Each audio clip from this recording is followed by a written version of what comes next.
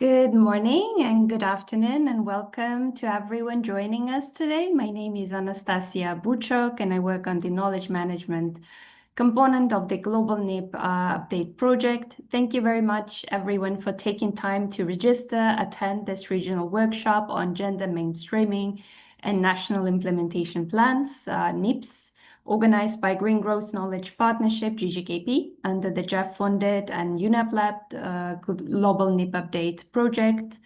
As many of you know, national implementation plans, or so-called NEPs, they are critical instruments for parties of the Stockholm Convention to meet their obligations and manage persistent organic pollutants in a strategic, coordinated, forward-looking way. And under this GEF 10785 project, many of our countries are actually already actively developing their inventories. Some of them develop the inventories, drafting the NEP chapters.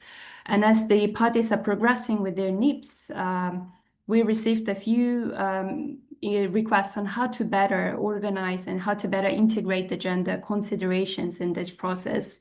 So this virtual workshop aims to respond to these needs. And while there is a guidance developed by UNEP on incorporating gender dimensions in the chemicals management, further support is required to translate this theoretical guidance into practical actions that make difference on the ground. So today we will explore for sure how gender roles, occupations, socioeconomic factors shape the exposure to POPs, how these differences, both directly and indirectly, can be recognized and addressed in the NEP updates, and what would be the entry points that can guide parties in mainstreaming gender more effectively. So we'll highlight the practical entry points using the UNEP guidance. We also warmly welcome all participants to share their real-world experiences, whether from the government, civil society, community initiatives. So today you'll hear from the gender experts from BRS Secretariat. You'll hear from civil society organizations working in the Latin America and Caribbean, and those who are actually on the front lines of chemicals and waste in the region, and national experts that work on the NEPs today, and passionate youth voices across the region. We also want to make this interactive with all attendees. So we want to discuss solutions, raise questions. So feel free to turn on your microphone. That's why we promoted all those who registered to the panel so that you can join the discussion. Also, this session today is for Latin America and the Caribbean. We keep it open. We are pleased to welcome all other participants from other regions. Please take note that this workshop will be repeated tomorrow on the 27th of August for countries in Africa, Europe, and Asia. And a few housekeeping rules from my end. This is an online session that will last for 2 hours, and it's being recorded. Interpretation is available in Spanish, so please feel free to select the language in the Zoom toolbar. So this is again a workshop, so we welcome your active engagement, not only in the chat, you can jump into the discussions. So yeah, most participants have been promoted to the panel. Those who registered after and were not promoted to the panel, if you would like to, please keep your hand raised and we will shortly assist you. And finally, please take a moment to introduce yourself in the chat. We'd love to know who is here with us today. So today we are delighted to begin the agenda with Susan Winfield, Program Management Officer from UNEP, and also Agenda Focal Point at the BRS Secretariat. So Susan will remind us today of the critical intersections of the gender, chemicals management, and the conventions. So with that, it's my pleasure to hand the floor to Susan to open the session. Over to you, Susan. Thank you.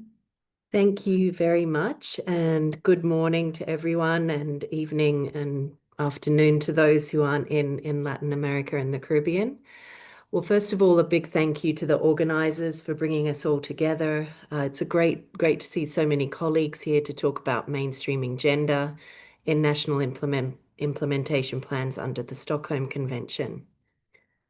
When UV 328 was listed in 2023, I'd say most of you were thinking about developing inventories, new controls, and the regulatory side of things. But there's another layer we really need to think about, and that's who's actually exposed to UV328 in our countries. For example, men often in plastics production or recycling plants, women and children through cosmetics or household products, and both women and men working in the informal recycling sector, often without any protective equipment. That's a reminder that updating a NIP isn't only a technical process. It's also about making sure the different risks and needs of women and men are really taken into account. I'm using the example of UV328 because it is a recent example and highly topical given the recent INC on plastic pollution that just took place. Of course, the same questions apply to other POPs that you'll have to address, like PFOA, dicafol, and pentachlorophenol, listed in 2019, where exposure and impacts also differ depending on gender roles. We've seen this practice through case studies undertaken by Women Engaged for a Common Future in partnership with BRS. For example, in Bolivia, women waste pickers face high risks with little protection. In Kyrgyzstan, women farmers applying pesticides often do not have adequate training. And in Kenya, women's perspectives are not always reaching decision-making tables. All of this shows why data, participation, and targeted measures are so important.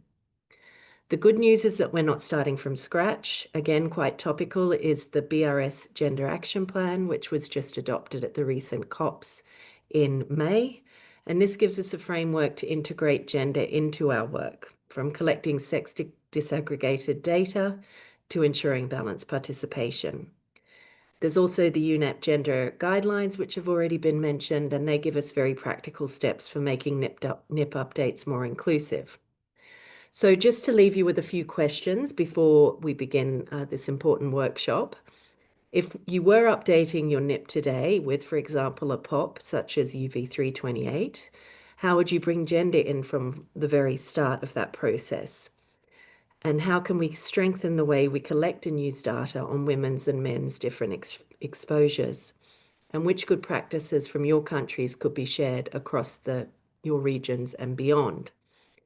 Our shared goal is that NIPs don't just tick the compliance box, but of course that we actually protect people and communities in a fair and inclusive way. Thank you. Thank you very much, Susan. And it's great that you reminded about the gender action plan that was approved at this COP in May. It's good to revisit that one, I believe, for all those involved in the NEP update at the moment. And with that, I'm very happy to hand over to my colleague, Dr. Fouad Berji-Gui.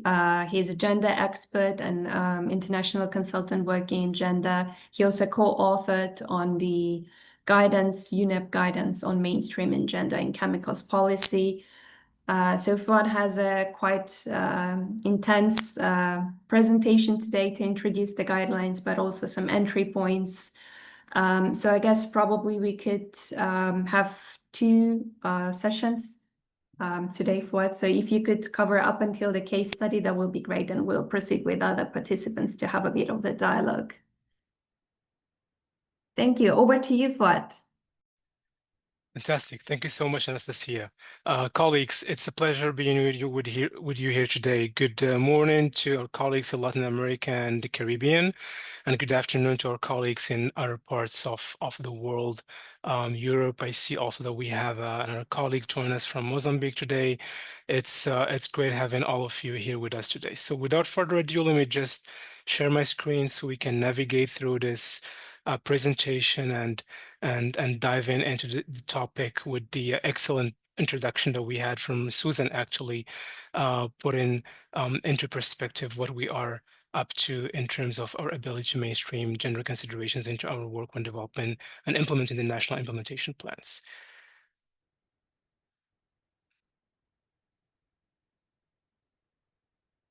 There we go. If I can just have your confirmation, please, whether you can see my my screen correctly. Not yet, Fouad. Not yet. Okay. Let me try to.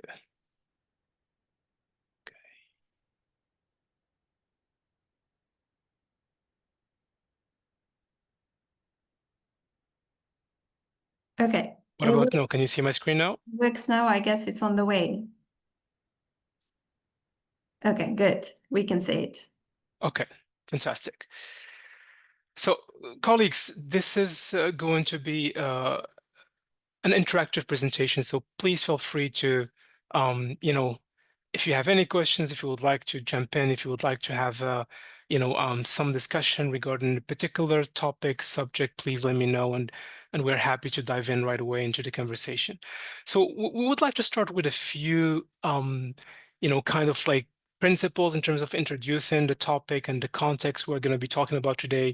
So when we say gender, we're talking about the socially constructed roles. If you go to a given development context in a country, in a village, in a region within the country, you will see that we have different socially constructed roles, behaviors, and activities. And these are attributed to, differently whether we're talking about men or women, in terms of what we consider appropriate when we ascribe such roles and behaviors that are socially constructed to both women and men. And of course, here we're talking about, gender referring to both women and men together. We're not just talking about women alone or men alone.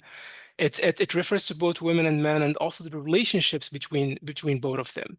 So the gender roles we are often referring to are basically learned or acquired during that socialization process we're describing right now. And basically, when you are an individual living in a given community, you end up learning and acquiring these roles and social that are socially constructed in your development context.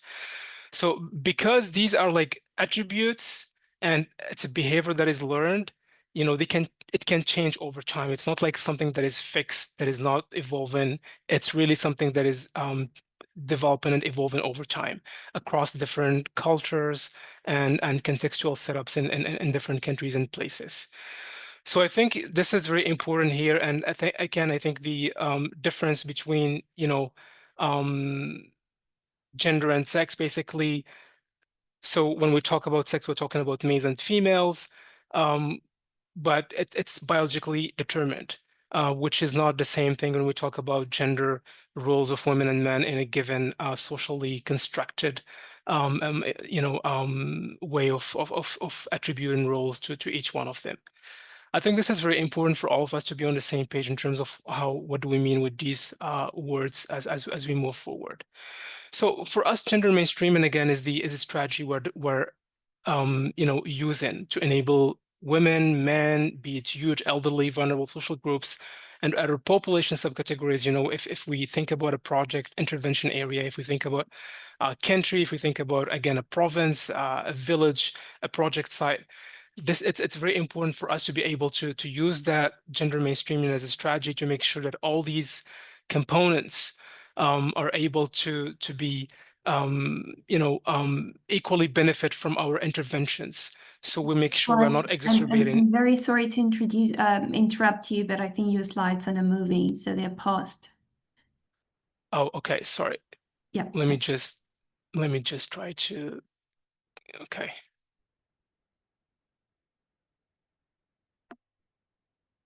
This is the number one.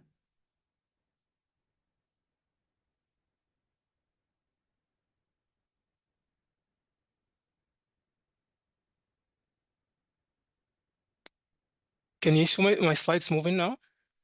No. You can have a confirmation. It says, Not really? Yeah, your screen is paused. Do you want me to run the slides for you? Sure, please. I mean, if that's going to solve the problem. Otherwise, I can just try to share my main screen. I'm sharing the entire screen right now. Let's give it a try one more time. Okay. Okay. Can you see the slides moving? I see the slides. Yeah, they're moving now. Thank you. Please Okay. continue. Thanks. You're welcome. So yeah, I think it's very important here that we recognize the fact that women, children, and men can be affected in different ways from their exposure to POPs, to persistent organic pollutants. So it's really important here to emphasize on engaging women and men, as part of the solution that our national implementation plans are striving to implement in different contexts. So let me just here like zoom on a very interesting finding from the different evaluations done by the Global Environment Facility. There was a previous evaluation that was conducted in 2018. I think it was GEF-6 at that time.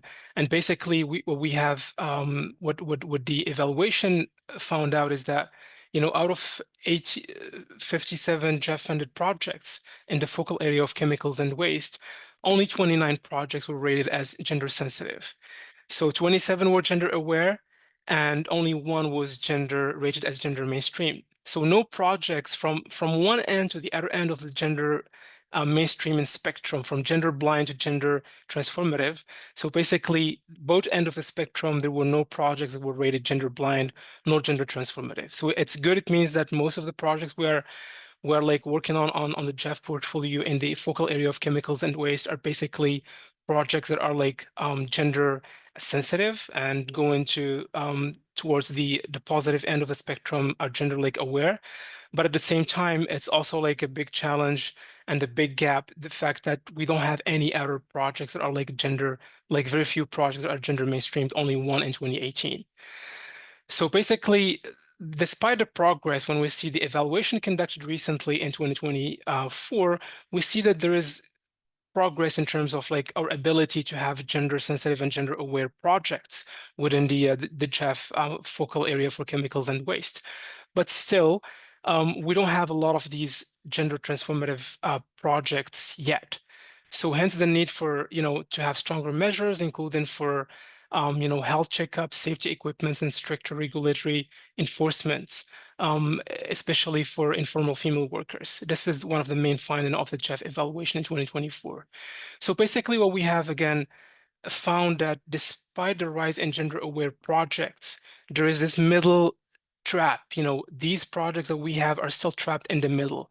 They are not gender blind. They are slowly, progressively moving to become, gender sensitive and gender aware, but we are not yet there in terms of our ability to deliver gender transformative results, on the ground, actually.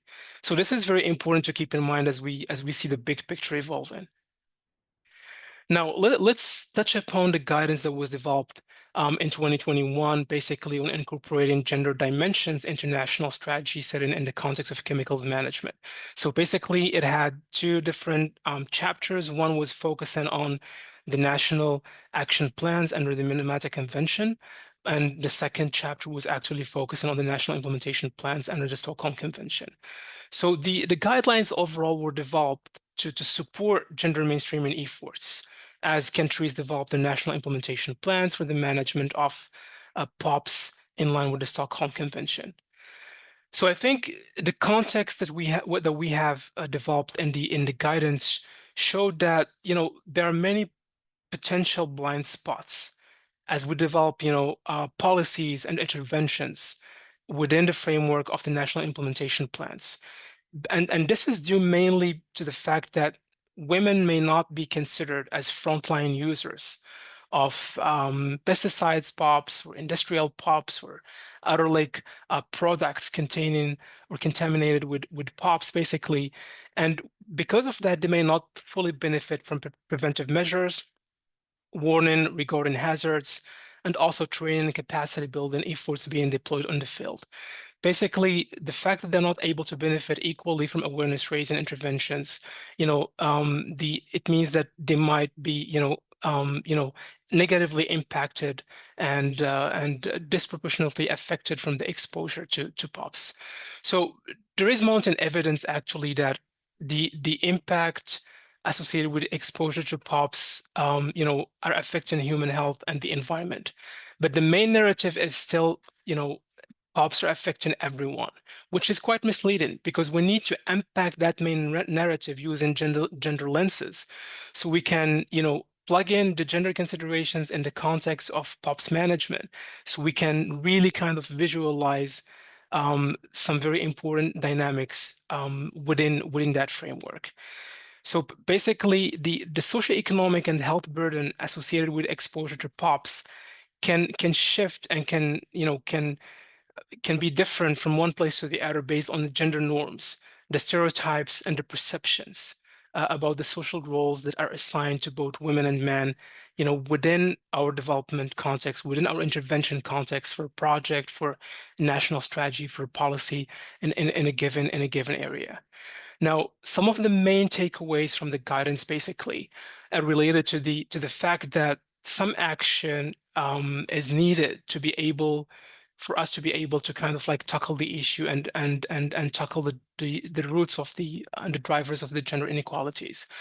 So one of them is the fact that we need critical investments to really understand the complex nature and the interplay between exposure to POPs and the gender norms, poverty, and socioeconomic status, access to health services, the level of education, access to productive assets, representation in leadership positions, and so on. These are all determinants that, make the whole equation complex in order to be able to understand, the interplay between gender and these social determinants and also the exposure to POPs, which create that disproportionality that we see on the ground. So basically, the different social groups within the same population could be differently affected by exposure to chemicals. And this is again due to the interplay between all these determinants that we have mentioned. And the health problems that result from exposure to chemicals, they imply a lot of additional costs in the absence of social security schemes. And again, we have seen that men and women can, have limited time, dedicated to paid labor because of the illness associated with the exposure to POPs, and it's exacerbating the already existing gender inequalities in a given context, and it creates that vicious cycle of multidimensional poverty. And the other thing that is really key takeaway message from the guidance is basically the persistent pollutants basically that we find, and I think Susan touched upon that in her introduction, in toys and shampoos, cosmetic products, whether it's textile products, sunscreens, and whether these are like locally used or exported to remote countries, whether we're talking about exposure to POPs in the context of e-waste facilities or textile factories.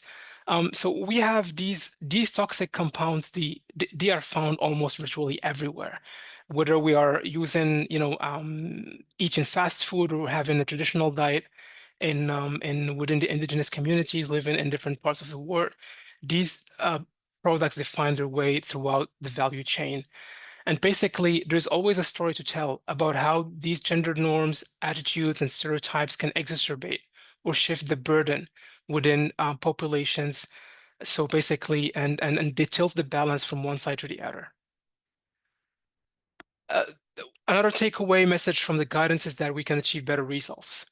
If we combine a human rights approach, which is traditionally used in this context, to mainstream gender equality into chemicals management with complementary, strategies.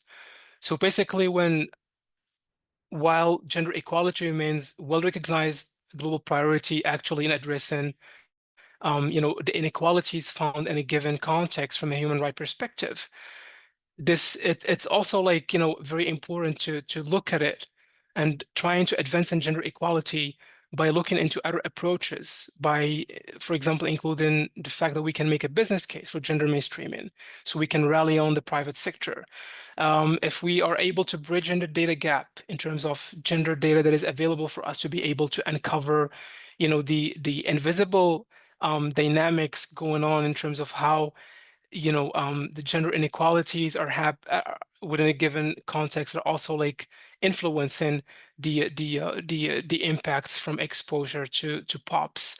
So we can unlock opportunities to empower women and men and other social groups within the given target area.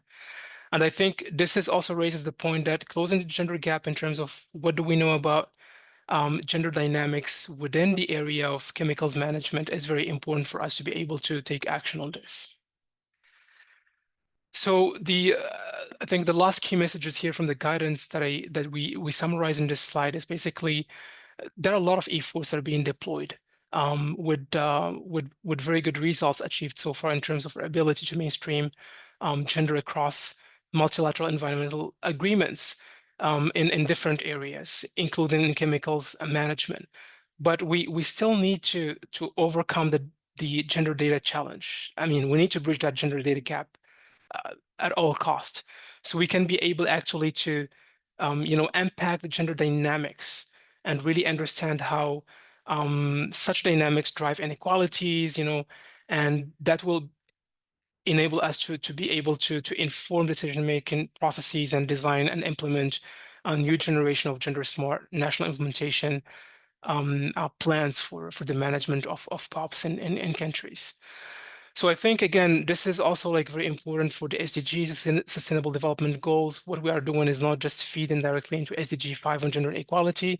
Because of the nature of the SDGs, they're interlinked. Whatever we are doing is also contributing to the other SDGs, the 17 SDGs altogether. So this is, again, the part where we're going to be talking about the entry point. So how do we move from gender aware to gender mainstream projects? How can we make it work? How can we shift the tide? How can we tilt the balance to make sure that we're doing it right? Again, referring to what Susan mentioned in an introduction about having newly listed POPs, and how can we take that opportunity, to work on these new products or new like chemicals, so we can get it right, and we can do a good job in terms of gender mainstreaming into our work. So I think that the first entry point here is when we engage stakeholders. So one of the common practices is basically, we try to squeeze or like simplify the practice of gender mainstreaming into bringing women and men in equal numbers to workshops and meetings.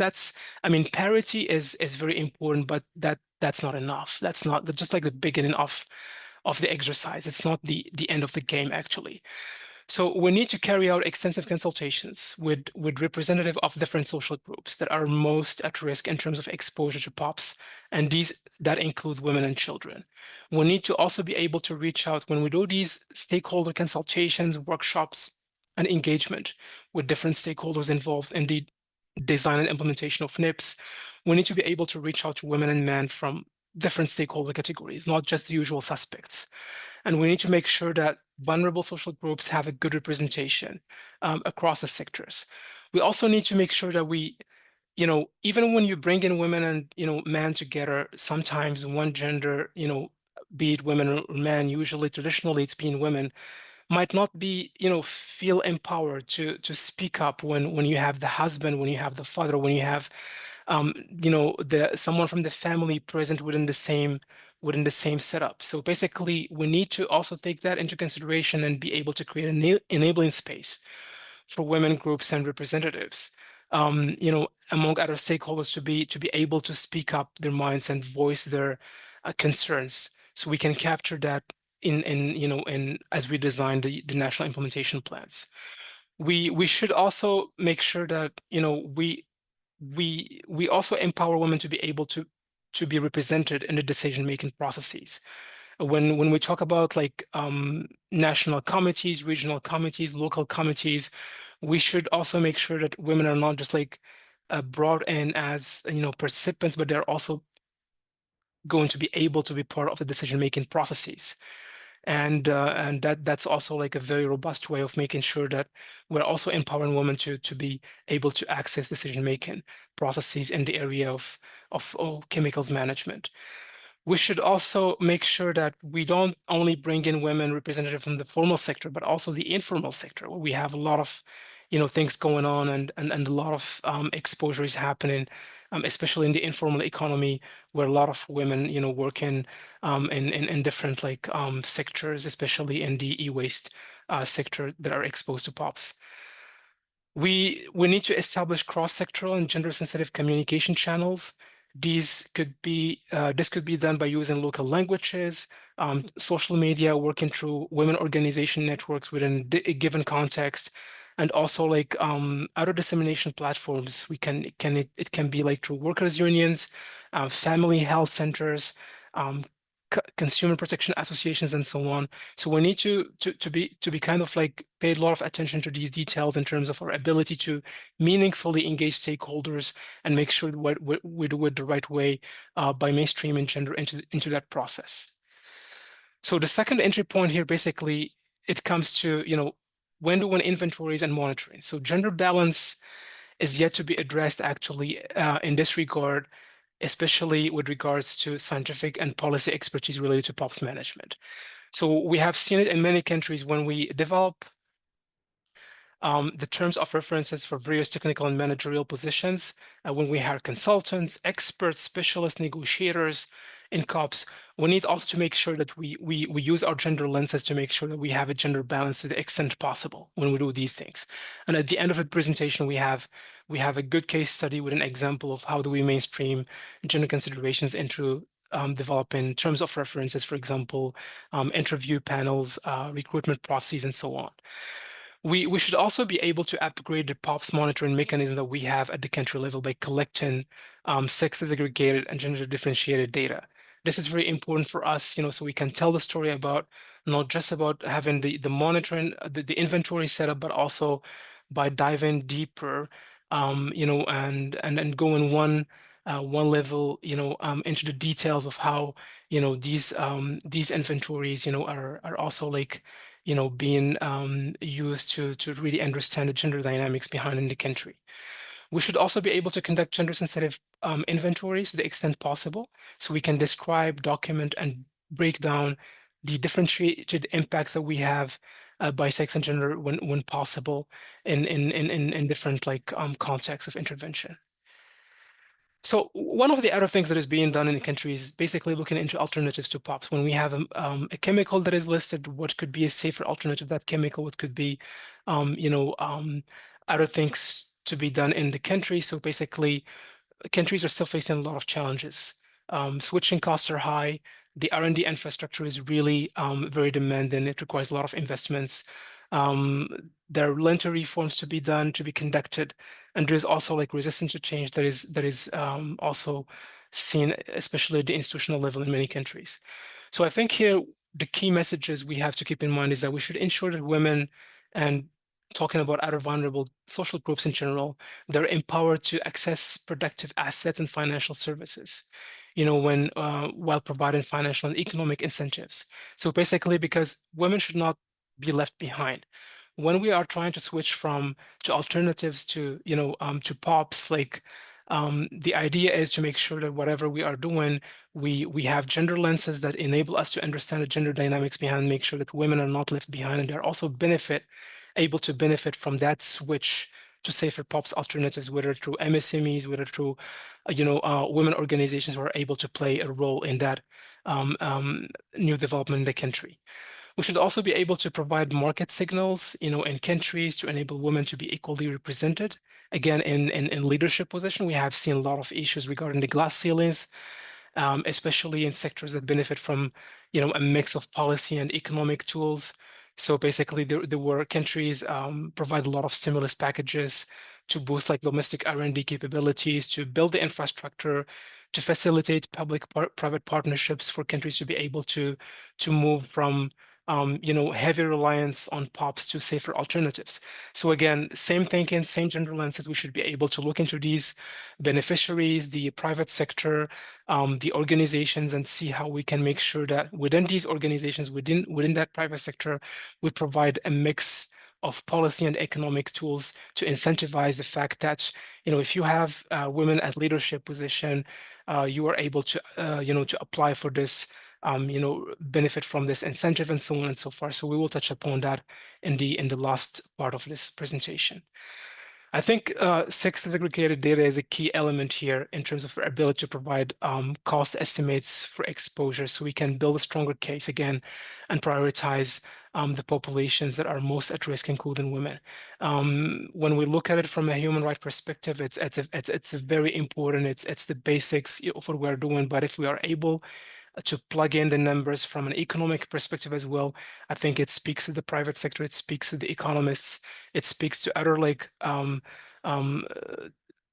decision makers within the society that are able to take that into consideration and mainstream it into their own ways of doing business.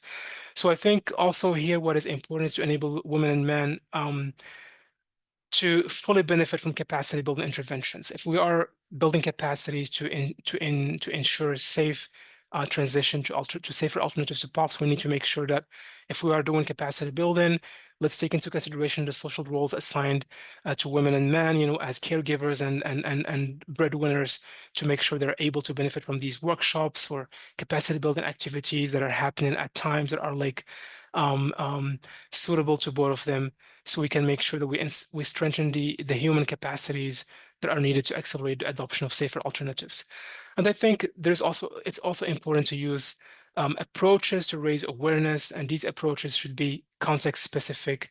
Again, to make sure that we use innovative ways to reaching out to women and vulnerable groups, using field schools, by recruiting locally recruited volunteer teachers who could, facilitate awareness raising session with women groups, especially in contexts where, for example, if you have a teacher, a male teacher, he cannot, get in touch with the community, with the female groups in the community. So I think it's very important to kind of like have that in mind when doing the job on the ground. So when it comes to knowledge management, so there is a lot of work being done in building knowledge, actually, but what we have seen is that there are a lot of pieces that are scattered of knowledge that are scattered all over the place.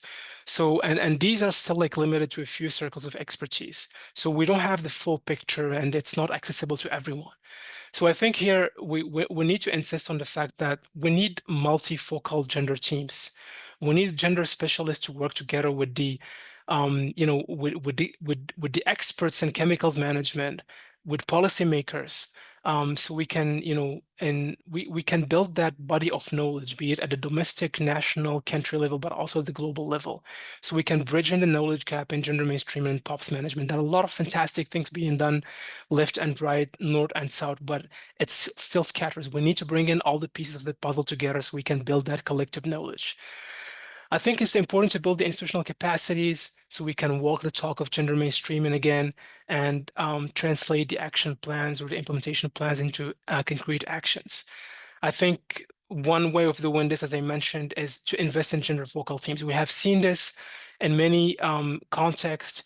For example, you will train a gender focal point in a given country, in a given institution that is in charge of developing the national implementation plans, but because of the high turnovers, there is the institutional memory is gone, and you need to start from scratch. So it's good also to have that gender expertise be diffused to a gender focal team instead of just like working with gender focal points. So when one person is not there, when one person is has left the institution, we have the institutional memory that is there. We have the expertise that is still kept in-house that enables us to keep doing a good job in gender mainstreaming.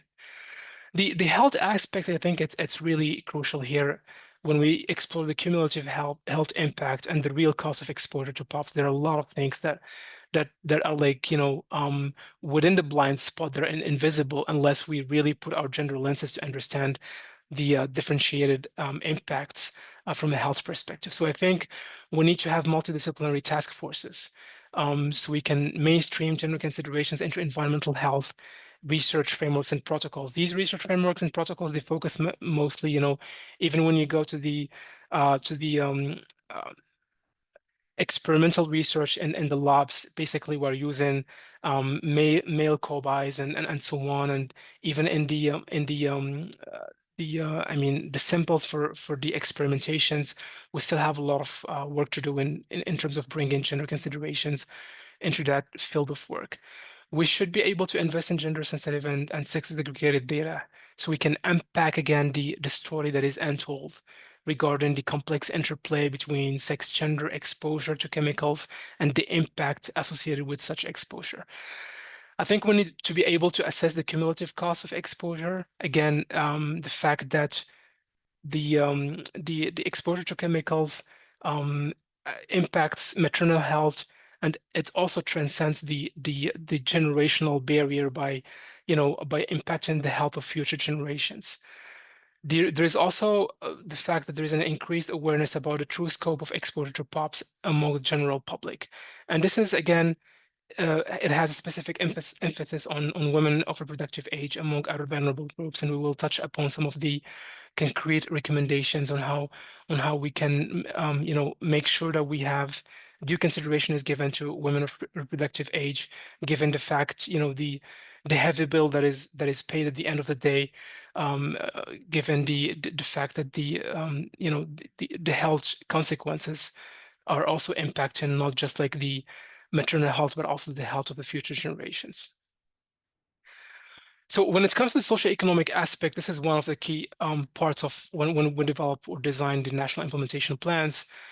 So the POPs are not just like harmful, but we need to make sure that we also capture the big picture in terms of the cumulative economic costs that is invisible in most cases, and also like the share of that is passed on to the future generations. So basically, we need to ensure that awareness raising activities are adapted to local contexts and are inclusive of those that are like most at risk, not just like the frontline users. We have seen this in many cases. We focus on men who are like administering pesticides, but we forget that women are maybe the first people. Will be the first after the men are done like spraying pesticides. The women will be the first to enter the same field, horticultural fields in different countries, for example, or other type of like agricultural activities, and they will be, spending a lot of time in the fields. And again, they are not necessarily considered frontline users, and they might not benefit from equal access to capacity building, awareness raising, and so on. So the socioeconomic impacts on them are going to be very high, actually, especially when we consider women of reproductive age and other like social vulnerable groups. So we need to consider possibility of assigning low risk tasks to women of reproductive age. In sectors or industries where workers are exposed to POPs, we need to be able to put them in jobs or assign tasks to them that put them, in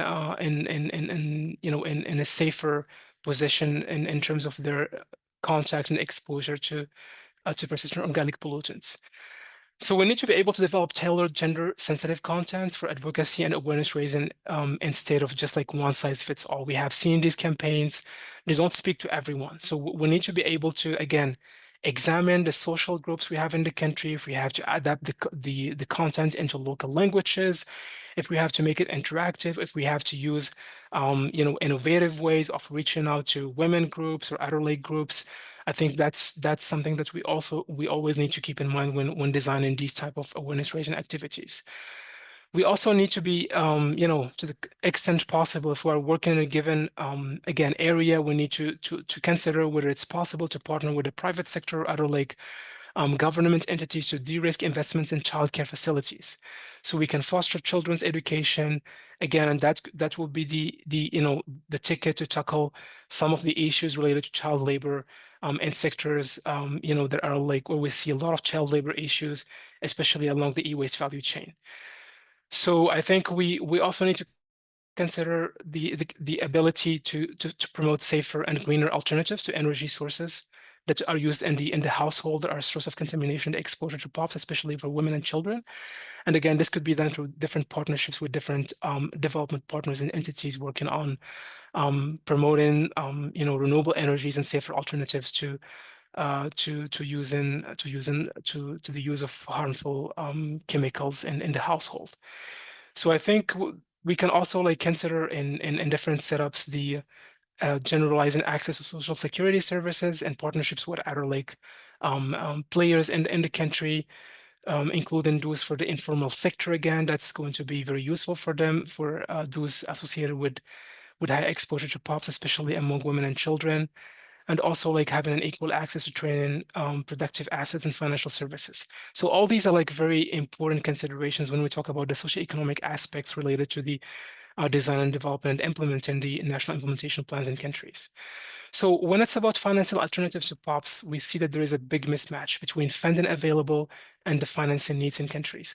So I think here when we are looking into the financing alternatives to POPs, I think we should also keep in mind that we need to empower women to be equally able to benefit from traditional financing mechanism, as well as the innovative financial schemes that are going to be, put into practice as we move forward, looking for alternatives to alternative sources of financing for alternatives to POPs. So basically, I think this is very important to keep in mind. So we need to promote gender-responsive microfinancing schemes. Again, we have seen many of these examples in countries that they really provide good opportunities for women organizations and women group to benefit from a microfinance that is being used actually to help them get out of poverty, but also develop alternative ways of living that are like less hazardous and less putting them into less kind of like difficulties or difficult situations in terms of their ability to get exposed to POPs. So I think here the gender sensitive budgeting is also a very important thing. So when we budget for these projects, we should also use gender sensitive budgeting because it enables us to pin down like specific budget lines that are used for gender mainstreaming activities where women groups and organizations are able to benefit from that, and also like ensure that the interventions that are going to be conducted are going to be fully benefiting women along men and other vulnerable categories. So I think I'm here at the case study. I'll just like go back to Anastasia. Let me just ask you a question. Would you like me to stop here? Fuad, probably we stop at this point and Okay. we check if there are any questions to Fuad and the audience. So in the meantime, we had a few comments on the chat while Fuad was presenting. That was a comment from Elham Aziz. It says in the national action plans, our primary focus was on the inventory of the POPs, assessing their concentrations in water, air, contaminated areas, as well as setting priorities and methods for the collection. But we implemented a numerous trainings, awareness raising campaigns. But less attention was given to the specific impacts on women and children despite the vulnerability due to the sensitivity of the developing bodies. Well, I guess that's probably a nice observation from Elham Aziz because normally NEEPs quite often mention a lot of awareness raising campaigns as a part of their plans, action plans, and also capacity building. But assessing the impacts of POPs, that could be probably a part of a more comprehensive human biomonitoring programs when the milk is assessed, also the human blood is tested. So these are more costly programs and they're more tricky in terms of the sampling and quite requirements are quite high. But yeah, that's the realities. Fuad, if you would like to add anything on that. Yeah, sure. Just like I wanted to mention like a very practical example, of one of the projects we supported in the past. And that project was dealing actually with doing inventories of pesticides and especially focusing on DDT stocks like in a region covering a couple different countries. So one way of doing it, when you do these inventories, any data that you could provide that could be, sex disaggregated could be super useful again in telling the invisible story. Because again, when we do the inventories, we assume that these inventories affect everyone the same way, which is not usually the case. So in that specific country example, what we found is that, the stockpiles of these obsolete DDT stocks, they were in areas, they were either like, in some old facilities or even like, kind of like hidden in some places. And these places were very close to some settlements. And, while the men in these settlements, they were spending most of the time, outside, and even many of them, like seasonally speaking, they will travel abroad so they can work as construction workers and laborers in other countries. The women will end up spending most of the time together with the children in that area, in that environment. And even when they have the livestock will get there. They will get poisoned because they will go to the burial sites, and they will eat the grass over there and so on.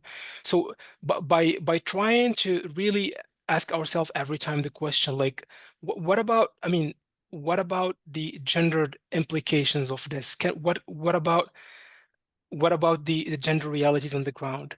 So every time you try to dive deeper, and find out, come up with something that will give you a gendered context, you will be able to identify, the ways, the interplay between the gender, and also like the other social determinants, and how that affects the exposure to POPs, and creates that disproportionality that we see by the end of the day, and that goes against the main narrative of POPs affect everyone equally. Thank you, and over. Thank you so much, Fouad. Yeah, I fully agree with you on that. As you mentioned in your presentation, there is a need for the sex disaggregated data when we develop the POPs inventories. So it's not only collecting the data on the tons of chemicals and the amount of POPs discovered or imported into the country, but also the social dynamics, social data, number of people, number of men, women that are associated with these tons of POPs or chemicals. So yeah, that's quite important. I think we are ready to move to our next speaker, who is actually working on the national implementation plans in the Bahamas. This is Ms. Eustacia Jennings. So Eustacia is playing several roles. She is a principal consultant at the Jennings Environmental Safety Security JAS Consultants. She is also serving as a national Bahamas project team lead for the NEP update and the Bahamas National the project coordinator for the Minamata National Assessment and national expert for hazardous waste stockpiles projects. So we'll hear her experience from all of this, a bit of everything. So Eustacia, I will share the slides for you. I hope you can see my screen. Okay. Does it work for you? Yes, it's working. I can Thank see. you. Over to Thank you, you. Satya. All right. Thank you, Anastasia. So as Anastasia said, my name is Eustacia Jennings. I am working in the Bahamas, as you can see from my beautiful background. And I think in talking about navigating chemicals management and gender, in the Bahamas, I think it's kind of unique because of how we're set up, and we're an archipelago. So that's where I would speak from, and also my experience with that. You can go to the next slide. So Anastasia mentioned some of the projects that I worked on. Next slide, Anastasia. And so I have been able to work in this space for a couple of years. And so one of the biggest things is understanding, where the Bahamas is. Some of you may understand and know where the Bahamas is, but to give it some context and some of the challenges we have. We're a very small country for the most part. Small in population. We're under 500,000 persons. Our last census, close to 400,000 persons. Fairly even distribution between males and females, 48% males, 52% females. The biggest challenge comes in our extent. We run from up by Miami all the way down to Cuba, covering over 124,000 square miles. And of that, very limited land area, only about 5,382 landmass. So most of our country is water, and we're very spread out. The capital is on Nassau, which is in New Providence, which is in the center of the archipelago, but that's where the majority of the population lives. Over 75% of the population lives on one of the smallest islands. And so you have a large amount of space and a lot of other islands, about 25 of the islands that are inhabited, that have persons that live there that are exposed to POPs. But a lot of times in a lot of our chemicals management, they're not taken into consideration. So when we look at vulnerable populations, not only it's a gender thing, but it's a gender and also based on where you live. So we call a lot of these islands our family islands. And so a lot of times when we do these projects, chemicals management, et cetera, it's a very Nassau-centric, we say, or city-centric, or focus on the urban areas, et cetera, not our rural areas and our family islands. And so this is one of the challenges we have even before we look at gender. It's also an issue of how it's also affecting in different, depending on where you live in the country. So that also is context as to some of the challenges that we face with regards to navigating, implementing, and mainstreaming gender into our chemicals management. Also in New Providence, we actually have a hazardous waste facility, one of the few Caribbean countries that have a designated, nice, very well maintained and built facility.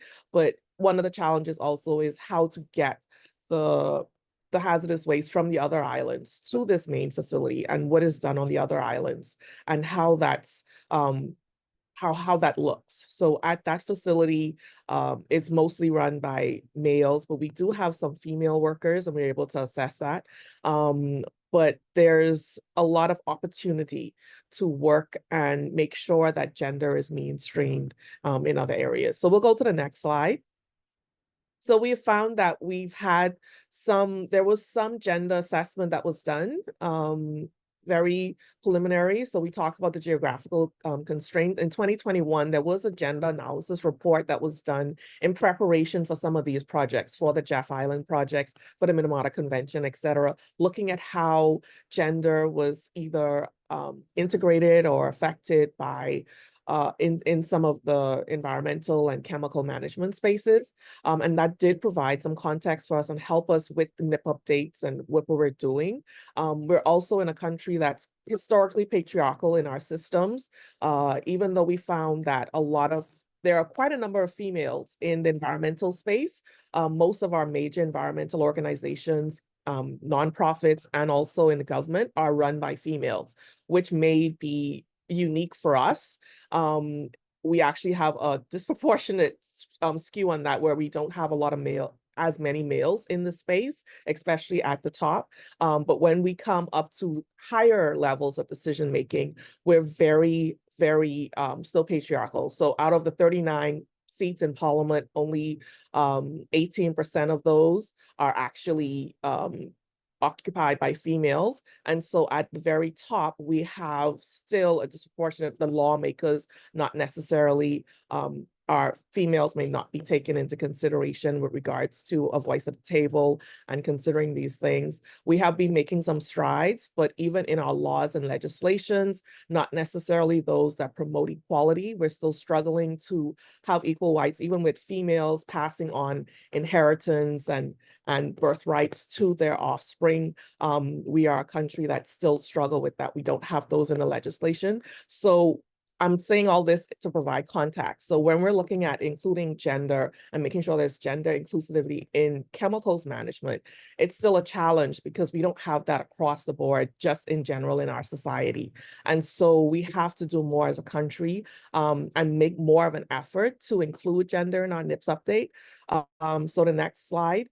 Some of the ways we can do that. And I can say that we have not really been doing that as much as we should in our NIPS update, because like one person mentioned, we've been more focusing on just getting the data, collecting the inventories and getting through the process, which I'll talk about. But I think there's a need to engage gender experts as part of these projects that we're doing, and making sure that they give feedback, that we have a gender action plan, that we fill the gaps that are needed and do a proper gender assessment nationally, because we don't have a national gender assessment done, or national gender action plan, and make sure it's implemented at various levels, making sure that we drive and push for legislative and administrative changes that will promote inclusivity, and this will reflect also in our chemicals management. But before that is done, we could make sure that even in our projects and what we do, that we're intentional about outreach programs to include our vulnerable populations on the family islands. When we do our training, sometimes we don't do in-persons because people can't fly all the way to Nassau for training. So we try to provide Zoom links, or, persons who don't have community, those kind of reach, we try to go to some of those family islands. We have to be more intentional and create a budget to make sure that we include these populations. I would say that we have been trying. I myself, as a female entrepreneur, have benefited from several of the programs we have in the country, providing funding through the American Women Entrepreneurs Association or the Small Business Development Grant. They provide grants to small businesses, and they have special grants for female entrepreneurs, especially in the green economy and dealing with sustainability. So we have been, as a country, trying to push this. So I think there is a need to also make sure at the project levels, we're also incorporating these type of intentional outreach. And I think the last slide I have is just showing where along the project we can make sure that we include gender. We make sure that gender is being mainstreamed in the project from the beginning, from the implementation through all the training workshops, making sure we have representations, not just from New Providence, but the other islands. Make sure females from women and children are taken into consideration when we're validating and doing our data collection. And we're making, especially our action plans, and we have made sure that our action plans have gender, some gender focus in it, and we noted a need for more gender assessments and to be more gender aware and inclusive in our action plans for our NIP. But I think that's where I'll end because I'm past my time. But I just want to say that I think more needs to be done in promoting from the beginning of the project and making sure that the project, it's embedded in the project requirements, because it was something that could easily be overlooked or not taken into consideration when you're doing a NIP, because it's not necessarily one of the requirements, deliverables, I would say, for us, but to make sure it's included in the deliverables. And that's it for me. So thank you very much. Thank you so much, Eustacia. I think that's very good observations, especially you mentioned that it's important that we have gender experts working together alongside the NEEP teams, because when we've just started this Global NEP Update project, we've reached out to a few countries and we've asked whether they would have a gender focal point or someone working on gender. And we were so surprised that the SNP teams are working on gender and on POPs inventories and all together. So there is in most of the cases, there is no specific designated person to support the SNP teams with integrating gender. So this is really unfortunate, but it's lessons learned and probably a good recommendation for future projects that would be designed later. Thank you very much, Eustacia. And we are ready to introduce our next guest. This is Cecilia Bianco, coordinator from Tolle Ecologista. Cecilia, are you here? Would you be able to share with us? Okay, Cecilia's here. So would you share your slides?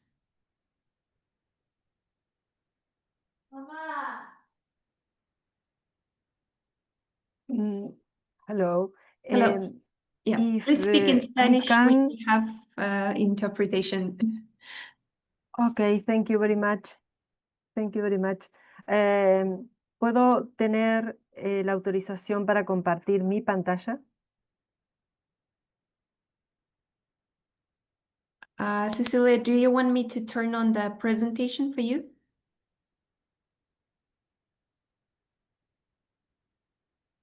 Sí, por favor, va a ser más simple. Okay. Un momento, por favor.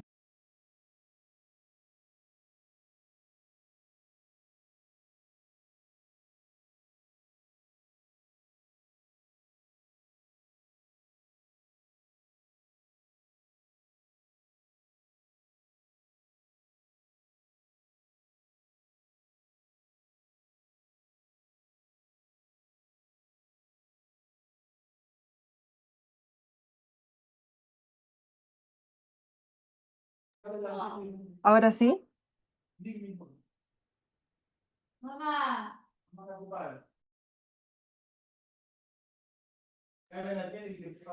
Hola, hola. I hope my screen is shared. Okay. Sí, muy bien. Yo la estoy viendo ya. Ay, muchas gracias. Bueno, mi presentación va a estar relacionada con facilitar la participación de género y romper el silencio estadístico, ya que los datos son fundamentales a la hora de definir políticas también y hacer un seguimiento. La próxima, por favor. Bueno, la región de Latinoamérica y el Caribe tiene una trayectoria importante en lo que se refiere a tener compromisos para trabajar en género y llegar a una igualdad de género, como se ve en esta imagen, en donde se comienza ya para el año 1975 con el Plan de Acción Mundial para la consecución de los objetivos del Año Internacional de la Mujer, esto es en México, pero luego se van haciendo diferentes actividades en los países de Latinoamérica y el Caribe para, por ejemplo, terminar el año 2022 con la conferencia regional sobre la mujer en América Latina y el Caribe. La próxima, por favor. Bueno, hay también un compromiso en esto que se refiere a tener datos, ¿no? Entonces, concretamente dicen las autoridades que van a reafirmar su compromiso para tener datos estadísticos vinculados a género y romper ese famoso silencio que afecta tanto a la justicia social y, por supuesto, a la justicia en relación al género. La próxima. Bueno, ¿qué pasa con los NIPs en inglés, los Planes Nacionales de Aplicación en español? Tienen muchos datos técnicos. Estos datos son muy difíciles de comunicar, por eso es fundamental que, por ejemplo, esa gran foto que es de qué es lo que pasa con las fuentes de contaminantes orgánicos persistentes, que son los inventarios, para un determinado año en cada país, sean llevados a las diferentes comunidades en donde, por ejemplo, hay fuentes de estos contaminantes orgánicos persistentes. Y a su vez hacer que estos datos sean desagregados por género, por grupo etario, por ejemplo, por grupo racial. Y una de las preguntas que nos hacemos, porque justamente estaba viendo el Plan Nacional de Aplicación, el último de Argentina, cuánto es que han participado en su redacción grupos de mujeres y diversidades. Y lo otro también que me pregunté es cuántos de estos equipos que han trabajado tienen equidad de género, ya que en el último informe de Argentina claramente no hay equidad de género en las personas que lo han elaborado. Y también respecto del plan de Argentina, se nota que por lo que se explica en el texto, que solamente fueron consultadas las cámaras de industriales, que por supuesto son datos fundamentales lo que ellos otorgan para saber, por ejemplo, la producción de metales ferrosos o no ferrosos, que son datos vinculados a COP. La próxima, por favor.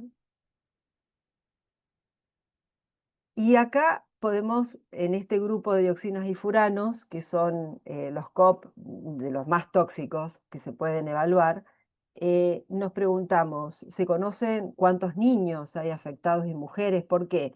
Porque resulta ser que las dioxinas y furanos como fuentes tienen a los basurales a cielo abiertos y están ubicuos en toda Latinoamérica y el Caribe. Entonces, ¿qué seguimiento se hace del impacto de este tipo de sustancia sobre este grupo vulnerable que tienen todas las sociedades de nuestra región?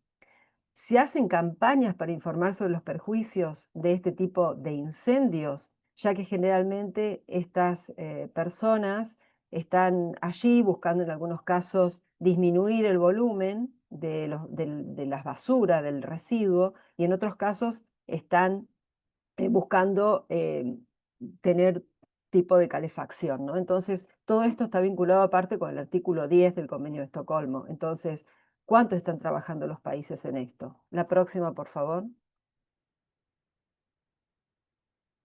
Y acá es donde también quiero resaltar esto de la perspectiva de género desde el punto de vista de lo que he tenido la posibilidad de hablar con mujeres de pueblos indígenas y que es todo lo que nosotros sabemos que no va a estar dentro de un plan nacional, pero que hace imprescindible que las mujeres estén participando en su elaboración. Por ejemplo, al momento de los incendios en el Pantanal, se emitieron una cantidad de dioxinas y furanos que pueden estar tabuladas para ese año o no. Pero lo que por supuesto no está escrito es la pérdida de conexión espiritual que han tenido las mujeres, la comunidad, con este Pantanal, con este enorme centro de biodiversidad en el mundo. Entonces, por eso es fundamental que ellas estén presentes al momento de redactar este tipo de planes. A su vez también decir que las mujeres consideran como parte de su familia a los ríos y a los lagos. La próxima, por favor. Y es así que cuando un lago es impactado, por ejemplo, esta maravillosa mujer maya que es Nancy González, cuando hace referencia a que están limpiando ese lago, dice la abuela lago. Entonces, es por esto que la mirada de las mujeres, en este caso yo he resaltado la mujer de pueblos indígenas, es esencial que esté porque nos estamos perdiendo una cantidad de información que es clave que esté en un plan nacional de aplicación. Adelante por la próxima, por favor. Pero ¿qué pasa? Sabemos que hay brechas de participación, brechas tecnológicas, brechas digitales, brechas en la posesión de la tierra, muy marcado en todo lo que es el Caribe por haber escuchado una exposición de una representante de Antigua y Barbuda, pero eso también no escapa a la parte del país, como por ejemplo Argentina. ¿Quién posee la tierra, no? Que sabemos que el que posee la tierra va a tener mucho más cuidado en todos los productos químicos que allí le introduce. Entonces, por eso es importante que las mujeres también tengan derecho a que accedan a la posesión de la tierra. Vamos a las propuestas. Las propuestas nosotros pensamos que pueden ir del lado del trabajo que se está haciendo en género en el acuerdo de Escazú, que está ratificado por muchos países de Latinoamérica y el Caribe, y si no, el plan estratégico del Convenio de Biodiversidad, que también trabaja el tema de género y que lo han firmado todos los países de Latinoamérica y el Caribe.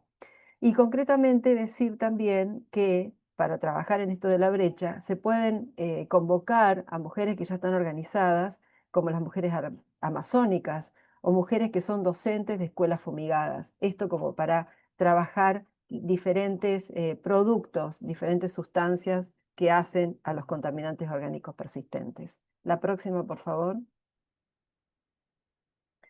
Decir que las mujeres están organizadas en los territorios, ¿sí? Que quienes toman las decisiones solo tienen que invitarlas, convocarlas, garantizarle la participación, porque ahí está la equidad, no solamente la igualdad de hacerlas participar, sino que romper esas brechas, de hacerlas desaparecer, porque ahí garantizamos la equidad de género.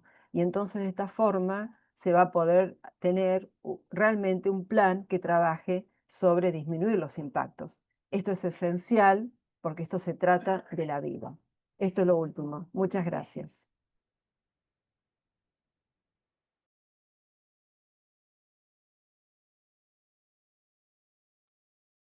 Thank you very much, Cecilia, for sharing the experiences from the grassroots. And I think it's very beneficial for our colleagues because we have a few ministries from the Latin America and also from the Caribbean today. And it will be also good for them to probably future do some networking, exchange some experiences with your organization and others as well. If any colleagues have questions to Cecilia, please feel free to step in, ask questions while Cecilia is here. Okay, not yet, probably. So here we would like then to thank this Cecilia, thank you. And we will go a little bit in a practical exercise. So we would like to discuss a bit more with you on Let me share my screen. I will be very quick. This is just an overview of what we prepared as a part of discussion for everyone. I hope you can see my screen. Okay. So we know that people collect in our project teams, they collect a lot of POPs data when they develop the inventories. So we try to envision some case so that we can discuss not only around the different roles that women take, but also a bit more practical into some activities that countries could take. So we try to envision a scenario or a case. So we have a case here to discuss all together with you. During the process of developing the NEP, the National POPs Pesticides Inventory Team discovered several obsolete POPs, pesticides in the rural community. And this community heavily depends on small-scale farming, agriculture, where both women and men work in the fields, often with a very limited protective equipment. They're probably using the POPs pesticides, but not having enough equipment to access the information about the pesticides. And some women are also indirectly exposed at home because women, they also do the laundry for the clothes after men come back after farming. So they also do a bit of the housework, which also gives them secondary indirect exposure. They also sometimes handle the containers after the POPs pesticides. So at the policy level, in this particular case, the regulation is there, but enforcement is weak, and gender-specific considerations are rarely applied. So POPs pesticides identified in the inventory, they are considered in the NEP, and it will be most likely prioritized in the action plan. So the task of the project team is now to safely manage, dispose, and do the promotion of non-POPs alternatives for the action plan. So project team now is concerned how these gender aspects can be actually integrated in the implementation so that women and men receive equal protection. POPs inventory is done. We know quantities of these POPs pesticides. Now it's about the people. So we move to the examples of the guiding questions we need to think a little bit. And I took this from the UNDP guidance document on gender chemicals. It was very interesting. So I really wanted to share this with you. So the guiding questions is around 5 dimensions. What's the context? Who does what? Who has access and controls what? Who makes decisions and who knows what? So these are the questions that we probably could think of. What is the status of women in terms of the representation in this affected community of this specific POPs pesticides in the village? What's the legal status of the involved women and men and their land rights owners? Does the law protect pregnant workers? What are the obstacles for the highest protection level for women and men? Also, how many men and women work in the fields? Do men and women bring home some pesticides from the fields? What do they do? Who handles what kind of pesticides, when and where? Are women at home affected? Who is exposed to what? What is the exposure route? So there are quite many things to consider after the inventory or during the inventory when we think about the people and the communities. What is the community that is affected? So we found, let's say, the stockpiles of the POPs pesticides in some village. So who lives in this village? How many women? How many men? How many children? Do women actually own the land? Do men own the land? Do they have access to the bank loans? Because if we say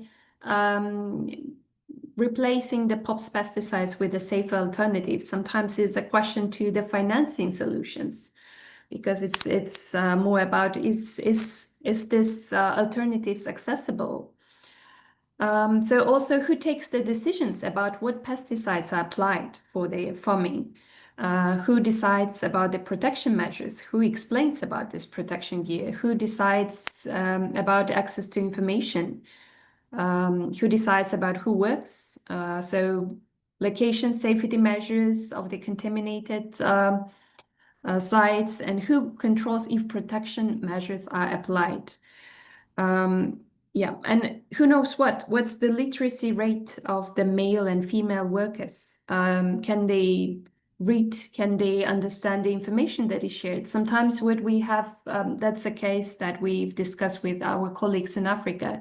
People speak different languages when we come to the communities. And aside from that, most of the materials are in English, like a bigger guidance or some very important documents. Then the policymakers have to translate this into the local languages. But in some countries, it's quite enormous because communities may speak indigenous languages, which is also some things to consider. So here we have a task for everyone just to think a little bit brainstorming. What activities should this NEP team consider to ensure the equal protection for men and women? How NEP can empower women and men in decision-making on the pesticides management and alternatives? What information and the training strategies could ensure both women and men are reached effectively? And how can gender be integrated to promote non-POPs alternatives? So we have this few questions on how now to approach the gender. And I'm coming up again with a few examples that I took from the same guidance of the UNDP on gender chemicals. We have actually several colleagues from UNDP today here. Maybe they would like to also comment. So there were a few suggested activities that we could easily do. First is something that we can do is mapping male and female agricultural workers in this case. So how many men and women work in this village community which is affected with this specific POPs pesticides. This will already give us some gender disaggregated data on people that we have to later target through some outreach activities, capacity building. Human biomonitoring, this is something quite expensive, not always accessible, but still it's a good option if there is any program to participate in the human biomonitoring that will give a good set of data on gender and POPs. Gender responsive trainings about safe alternatives. And here also the quantitative indicator would be how many women trained, how many men trained, number of women and men who use safe alternatives. Also community-based decision-making body, because some communities, they have their dynamics. Some communities have elders that take decisions.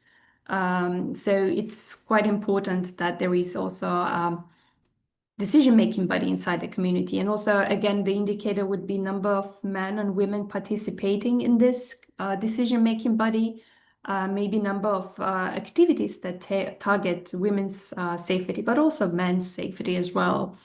And finally, the awareness-raising activities such as development of dissemination of gender-responsive information materials. So here it would be nice to see the rate of women, how many women were reached, how many women actually understood, and how many men understood this awareness-raising campaigns, and how many people would like to switch to more safe practices like non-POPs alternatives.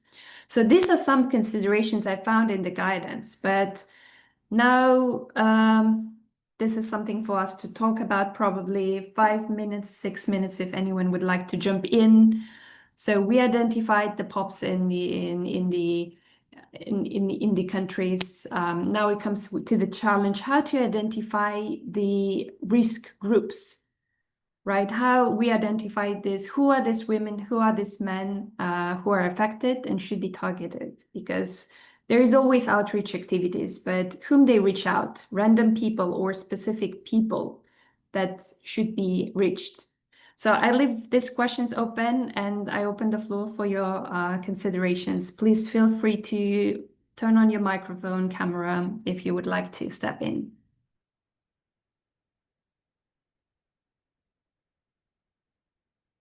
Any colleagues?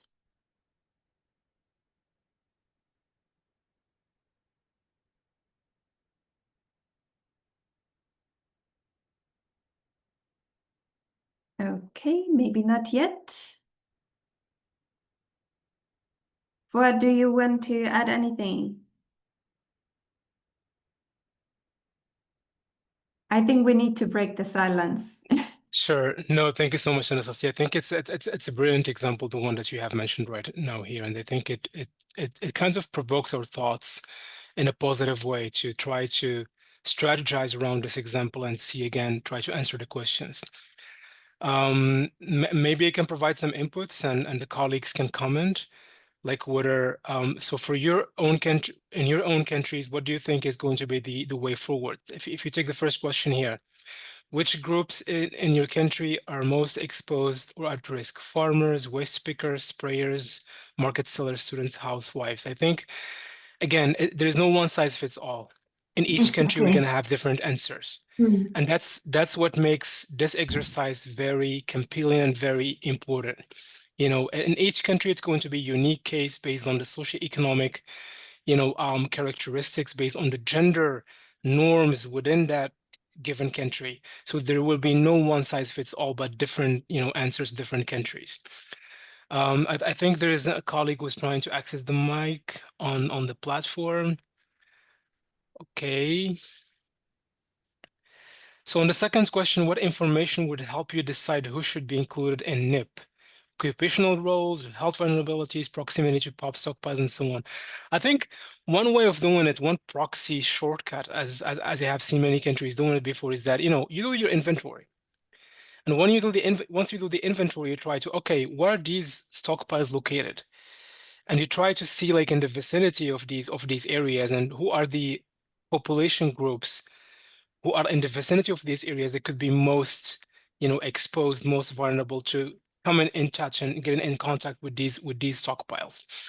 Again, it really depends, on countries. In some countries, it's like mostly, if we're talking about like DDT stockpiles from, really like long time ago, you will find them mostly in rural areas. In other places, they're really in the middle of like some really huge, big settlements in some of the countries. So it really depends. Again, the dynamics are going to be very different between urban versus rural, area and locations.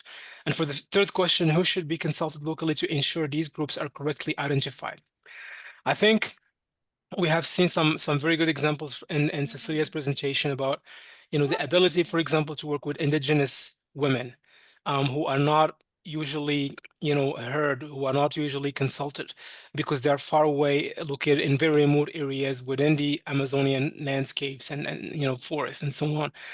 So it's really very important to be able to reach out to the unspoken voices, not just the usual suspects, but really, reach out to the elders, the community leaders, the spiritual leaders, whoever is in charge, especially in indigenous territories, but also in other areas that are like, for example, if we're talking about like small island development states, we have seen the excellent presentation from Stasia as well. If you're talking about the Bahamas, if you have an archipelago, then you have the outer islands who are not really easily reached for these kind of consultations. What could be some of the innovations that we could come up with to enable them to get to participate in the consultations? In one country, for example, in the Pacific, what they were doing is that they were launching it on radio.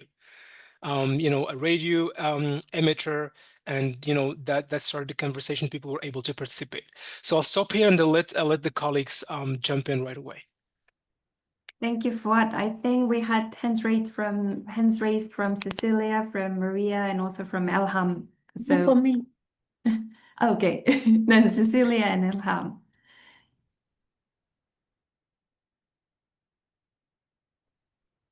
Hello. I'm going to Hello? speak in Spanish, sorry. Okay. Mi preocupación es el vínculo de contrato entre familias que trabajan en los cultivos y quienes compran esos cultivos, que sabe ser una relación muy asimétrica que obliga a la familia trabajar con niños pequeños para poder cubrir los gastos de toda la actividad. Ahí hay una gran brecha de posesión de la tierra, brecha en derechos laborales. Y luego también respecto a los trabajadores informales, por supuesto, ellos están desconociendo por una ausencia de transparencia y trazabilidad qué sustancia química tiene el producto que ellos están manipulando. Igual sucede para los hogares, pero cuando es residuo, no hay menos información todavía. Gracias. Thank you so much, Cecilia, for sharing. I think we have a few people, Alham Aziz and also Lem New William, with their hands raised. So Alham Aziz and then maybe Lem New William. Go ahead. Okay. Yeah. Hello, everybody, and really it's very useful for us this meeting about my country.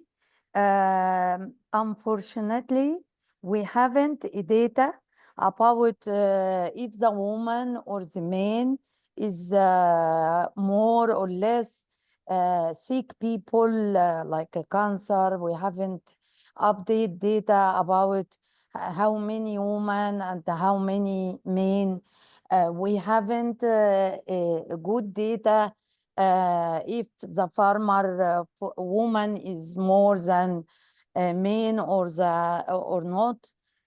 But in my opinion, because I was a focal point for Egypt, for Stockholm before, and from NEP vision, that the most important thing that we really focus on the to help countries to make more inventory about and make a relationship between their NEP and how many the gender, how many women for training and awareness program. It's easy for us to say that we trained a number of women and a number of men, but we haven't data about diseases or the sick people. The most important person who exposure to POPs, special pesticides, the workers itself, and the industrial area, residential area, the woman or the men, children who is in the polluted area, industrial area, the owner of the stockpile storage areas, the customs inspectors. Thank you. Thank you very much, Alham Aziz. And we go with Lem New William. I hope I pronounced your name correctly. Please turn off your mic and feel free to share. All right. Can you hear me, please? Can you hear me? Yeah, we can hear you well. Thank you. All right. All right. Thank you. Thank you for having me in this discussion. I just want to contribute in this by saying, well, I just to say a little bit about myself. I actually did some inventories on pop, so I'm from Cameroon and participated some time to go in such sport, and so I understand really the challenges with the gender issues. As for Cameroon, I think the groups in Cameroon that will be most exposed are definitely the ones that are highlighted here, particularly farmers, agricultural sprayers, waste pickers, which is something we're experiencing here in Cameroon. Market women and food vendors, of course, and fishermen. And fishermen, because of a lot of pops that bioaccumulate in fish from rivers. And then we also think students and children who walk around areas where there's a lot of open burning of waste and at times unsafe pesticide use is will equally be a target. We are experiencing a lot of industrial development. So industrial workers too are a target for us to be identified as most exposed, because most industries that are getting installed at times most generally do not implement good environmental practices, so it exposes their workers to some of these POPs. So generally, communities living nearby landfills and industrial zones are equally, for us, a target that are at risk. As for what information will help decide who should be included, well, I might not have a completely a better suggestion than probably what is highlighted. But what I would say is that those who directly handle pesticide, chemicals, and waste it will be definitely for us the type of information that we would like to use. And so this, in terms of occupational roles, this will be a guiding principle. As you propose, in the highlight I'm seeing here, the health vulnerability will equally be the information that will guide, particularly if we have children, babies that are more vulnerable, pregnant women who are more vulnerable, breastfeeding mothers, elderly people. This to us will be something in terms of health vulnerabilities, information that we will get definitely at times from the areas that will want to get this information to propagate this. And in terms of proximity, because you suggested proximity to POP stockpiles, communities near old pesticide storage or industrial plants or landfills will equally be, for us, an example, because we have a lot of areas where a lot of POPs were stored. And so I think it's a good suggestion to look at it. Now, in terms of who should be consulted locally to ensure these groups are correctly identified, well, I personally think, of course, this population, in the way it is organized in Cameroon, will most often go to, we have, in areas where we have some towns, we have what we call community quarter committee, that is local committees that are organized under the head of a quarter head, like a chief, like a traditional ruler. But in the midst of that village or the quarter, we have committees, and we will call them community leaders, but there's some sort of organization that set up a committee, and they cater for problems, or they are involved in raising, in being informed of the problem of the community. And so those committee leaders will be the greatest targets. Women associations, of course, as you rightly mentioned, for us, there are so many women associations around, and they will be people we will ensure, of course, that we'll have to identify to get this information. I think it's a good suggestion. And health workers and community health committees. Well, I think the health workers here for us will be mostly the various district hospitals where we can get information. I think, right? Yes, from us, district hospital. When I say district, it means hospitals that are local, that are basically very close to the population. And so we have all of them there. In Cameroon, NGOs will also be very instrumental. We have a lot of NGOs that are working here that have worked on these issues, and so we think they will equally be very useful. So this is what I can say. Thank you very much for your time. Thank you very much to everyone who jumped in. It's very nice to hear different perspectives from different countries. I think Maria has her hands on. Maybe you could, Maria, if you could just comment on this and we can continue with your intervention or your presentation. Okay, yeah.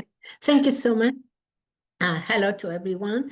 I just a comment about this. I think is very important, all the people you mentioned. I will emphasize to one of them. I don't like really the word housewives, but I think we should pay attention on the one that are not exposed directly to POPs. Directly, I mean when they are sprayers, maybe, or market sellers, or that. I think, remember that POPs, one of the way of getting POPs into our body is through food. And we must not forget that. So I think that's very important. And not only about food, but against also through different substances women use it at home. That's my comment about this. So you said that I was going to continue now with my presentation. Yeah. Did you say I will stop sharing so you can share your slides. And thank you. Can you share it, please, for me? 1 second, please. Okay. Okay.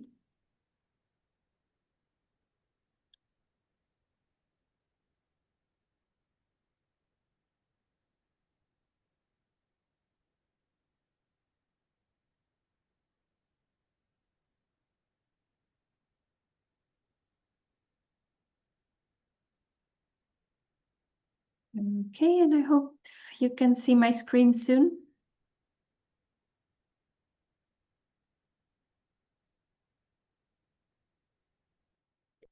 Okay. Yes, I can see it. So as you see, I will make my intervention on behalf of RAPAL Pan Uruguay Pesticide Action Network and on behalf of IPEN. The second one, please. Chemical safety policy really take gender discrimination impact into account. That is one of our biggest issue. And women and girls are exposed to toxic chemical in numerous ways, from personal care product, a household item, to agricultural activity and informal waste management. This exposure is compounded by biological sustainability and social roles that place women at higher risks. While gender contrast hazard data on chemicals impact remain rare, studies have linked chemicals such as endocrine disruptors, persistent organic pollutant, and heavy metal to serious health consequences for women and girls. Next one, please. What are endocrine disrupting chemicals? EDCs are chemicals that interfere with our body, natural hormone, and can increase the risk of serious diseases, including cancer, fertility, and other harmed conditions. Next, please. And why focus on women? Well, we've been talking about for nearly 2 hours about this, but I will continue talking about this. Women face different and often more serious exposed to harmful chemicals because women's body are different and because of social factors like products women use or work women do. Next one, please. The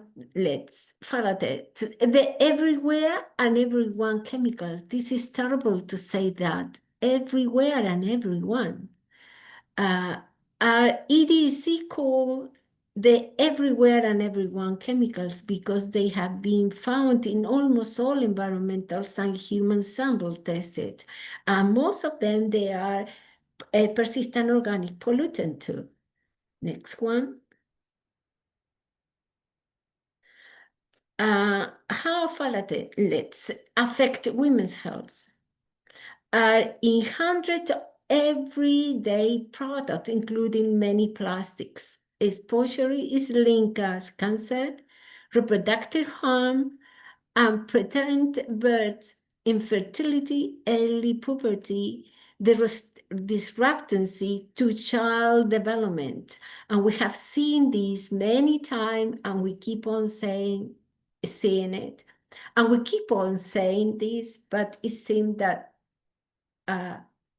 it takes time to realize what we are living now. Next one.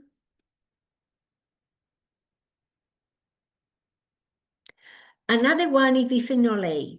BPA is one type of bisphenol, a large group of chemicals used in plastics, many of which are known as suspected to be EDCs. Studies have found BPA in urine, blood, placenta, and ammoniac fluid. And I think this is a very important issue. We just finished 2 weeks ago, or nearly 2 weeks ago, the INC 5.2 of plastic treaty, and nothing happened, or it happened a lot of things that we are at the stage that plastic will continue being producing and using a lot of toxic chemicals. And we know that these affect our bodies and the environment too. The other one. How does BPA affect women's health? BPA is 100 of everyday products, including many plastics. Exposure is linked to breast and prostate cancer, infertility, and miscarriage. Metabolic disorder, including diabetes, developmental issue in children, impacting semen quality, and early onset puberty in girls. And the other one, please. This is very important. We have a right to know. We have no way to know when plastic, for instance, contains these toxic substances. We have a right to know about toxic chemical in the products our children and family use. Next one. And why this is important, why this matters. Because transparency, access to information, and a strong regulation are essential to protect our health. Next one, please. This is very important. What can we do? And not only as an organization that we are working on this, but we need global regulation to protect health. Our right to know and to promote innovation for toxic-free materials. By demanding safer choices, we can protect our family and push for national, local, and global policy that put our health before chemicals, industry profits. Join the conversation, advocate for strong policies that protect women's health and the health of our community. And this is related to what we were just talking about, where do we have to work, which are the most important group of people that they have to take into consideration at the time the needs are carried on in each country. I think all the community, everyone is exposed in different way to POPs. Yes, in this case, I'm talking about the endocrine disrupting, but most of them are POPs. We have to know what's going on, but we have to demand as well. We have to ask the decision makers to be included when these NIPs are carrying on. But on the other hand, how can we ask if there is no information? So it's also important that decision makers give the information, yes, and discuss where we can do better. Next one. Now, thank you, but there is another thing that it was discussed as well about data. How important is to produce data, but the data will be produced only if there is a need of that and if decision makers see it as a need. For instance, in Uruguay, and not only in Uruguay, in other countries in Latin America, for Latin America, they have been carried out some project to collect data. Even though it is important that data, it had been done mainly in milk, yes, women's milk. But it is important to continue to produce more data, because many times we say there is information, enough information from good information, but they said that no, it's not enough. So that's why, to me, I think it's important that the decision maker for each country, they should have more opportunity to carry out data. So thank you so much.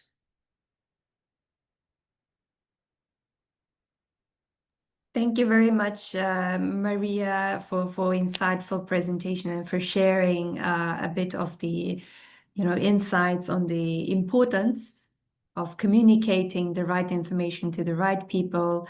Even though BPAs are not exactly POPs, but they're also persistent, they're also hazardous, and we can definitely replicate the activities, not only NIPS, but also beyond NIPS, just to overall general chemicals management, all the activities that we discussed today, and also how to target the right groups, how to target the right people that are affected.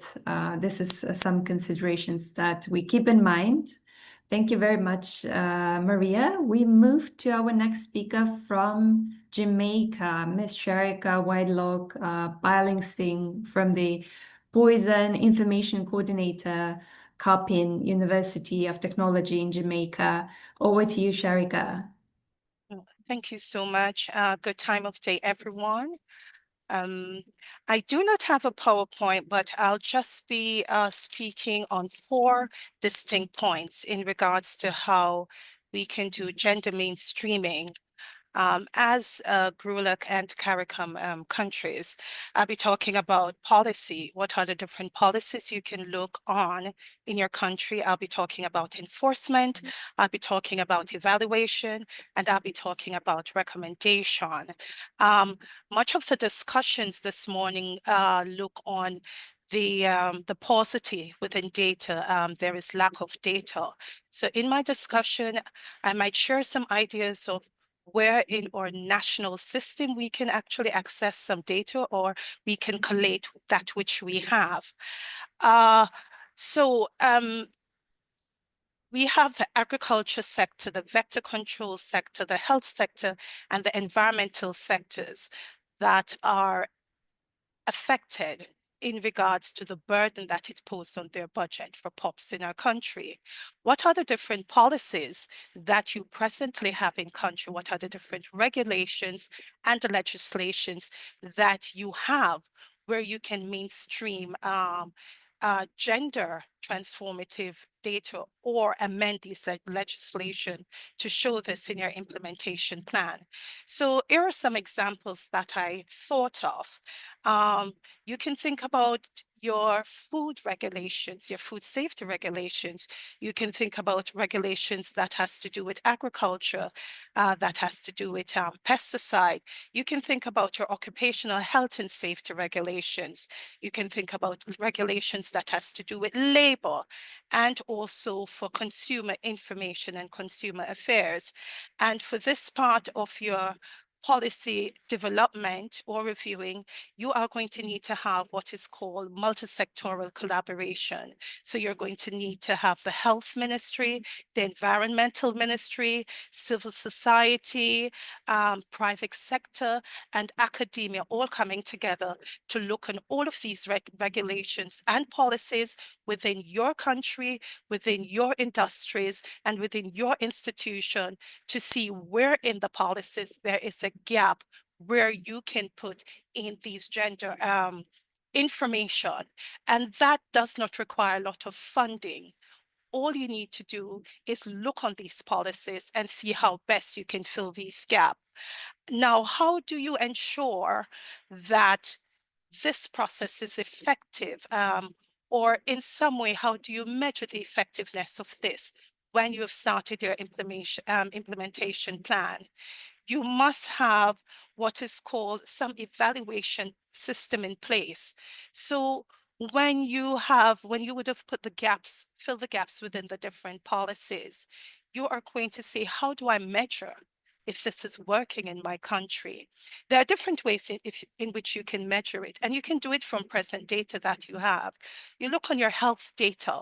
So for the Ministry of Health within countries, for example, you have data that are in your surveillance system that shows emerging diseases or different type of illnesses for different type of communities.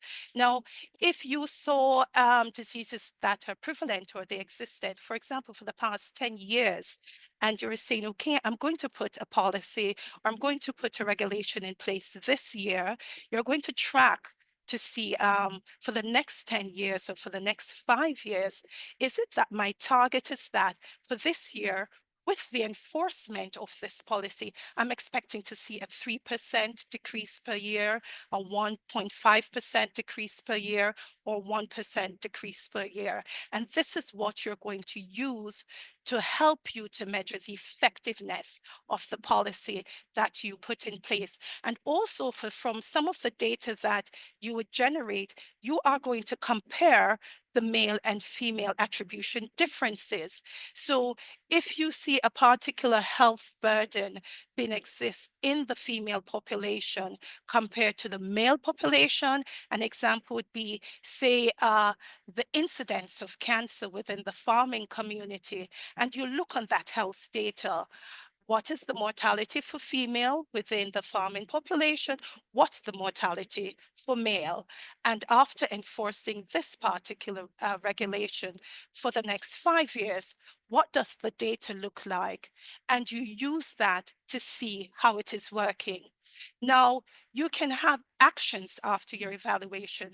So if you're doing your evaluation every year, every 2 years, every 3 years, and you will be having a monitoring process throughout that period, you can take the following actions according to the analysis you get from this.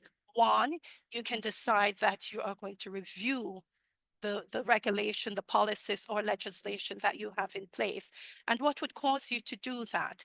If the targets that you set out to meet after implementing and enforcing, if they're not been met, you must go back through that policy to analyze why is it that it has not been met, and you must review it to fill in that gap. You can also amend it if there are different sections of the policy or regulations that need strengthening. You're going to go back and you're going to amend those particular sections. And if for you are on track and you're meeting your mandate, you continue with your enforcement and implementations. So these are just my few thoughts on the approaches that countries can take. In regards to the paucity in data, there are a lot of data that is within country.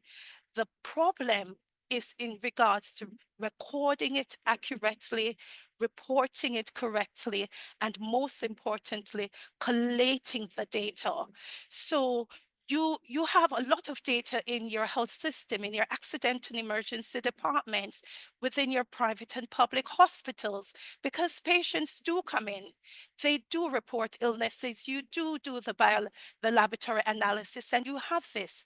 You just need to maybe get a team together to go through all this data that you already have in country, collate them, disaggregate them and start that as your baseline data. Now, after you would have gone through all of that, if you think there is need for you to collect additional primary data from that, then you move to the next step. But try to utilize as much of what you have in country to make it work for your system. And thank you for listening. And that's really my few points in regards to mainstreaming gender information within country policies and the NIPS implementation program. Thank you. Thank you very much, Sharika. I think it's very powerful insights to provide a more comprehensive overview. We've spoken a lot about the data, about which communities to reach, and we definitely need to also think about the policies. And while, as you mentioned, the policies, they may take quite a long time to develop or update, to upgrade, to enforce. But as a very insightful moment was about the health data, because national implementation teams, they work across different agencies. So they definitely work with the ministries of agriculture, they work with the ministries of emergency situations, depending on how they're called in every country, but also ministries of health. And as you rightly emphasized, there is a lot of data that is already available. For sure, it would be probably hard to link the POPs exposure and this health data that's available on the Ministry of Health side, but it's a good assumption, right, to see the trends and the dynamics of these diseases that are also a part of the POPs exposure. As we know already, science has the answers to these questions: what diseases are caused by POPs, right? So it's really an insightful point and a good, I think, recommendation for the policymakers to consider as they work with their national coordination mechanisms on the NEPs, to work closely with the health institutions to obtain the data on the health impacts. Thank you so much, Sharika. That's great. And we have actually a part of the presentation from Fuad, which we will continue in a very concise and short way. But we would like to invite the very young and passionate person from the Caribbean to share a few insights from young people, because we've spoken a lot about women, men, generally working. But we need to also hear a good, I think, insights from the young population on how they view this issue of POPs and what could be done better from the policymakers. So Ariana B. Ray, member of the Gender Working Group, Chemicals and Waste Youth Platform, Head of Human Rights Department, Trinidad and Tobago Youth Advocacy. Over to you, Ariana. Thank you for the floor.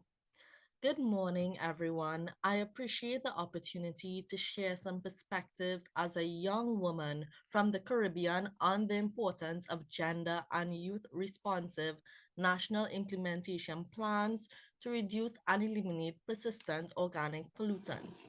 My name is Ariana Bure, and I am a law student at the University of the West Indies, St. Augustine. I further serve as the head of the Human Rights Department for the Trinidad and Tobago Youth Advocacy Network, and I am a High Seas Youth Ambassador. Today, I represent the Chemicals and Waste Youth Platform as part of our constituency's Youth Working Group on Gender and Chemicals. The Chemicals and Waste Youth Platform is the world's largest network of children, youth, and youth-led organizations contributing to policies and action for sound management of chemicals and waste and prevention of pollution.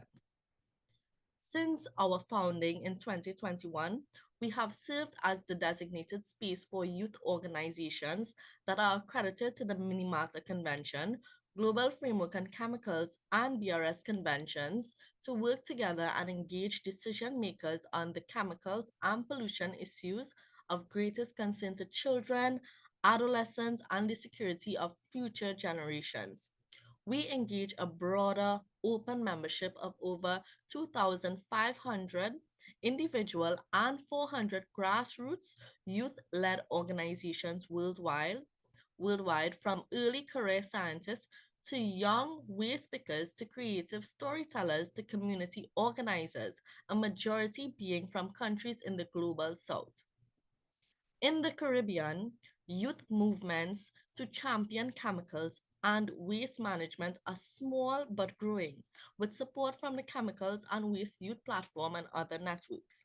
Young Caribbean women in particular have been at the forefront of advocating for national environmental reform.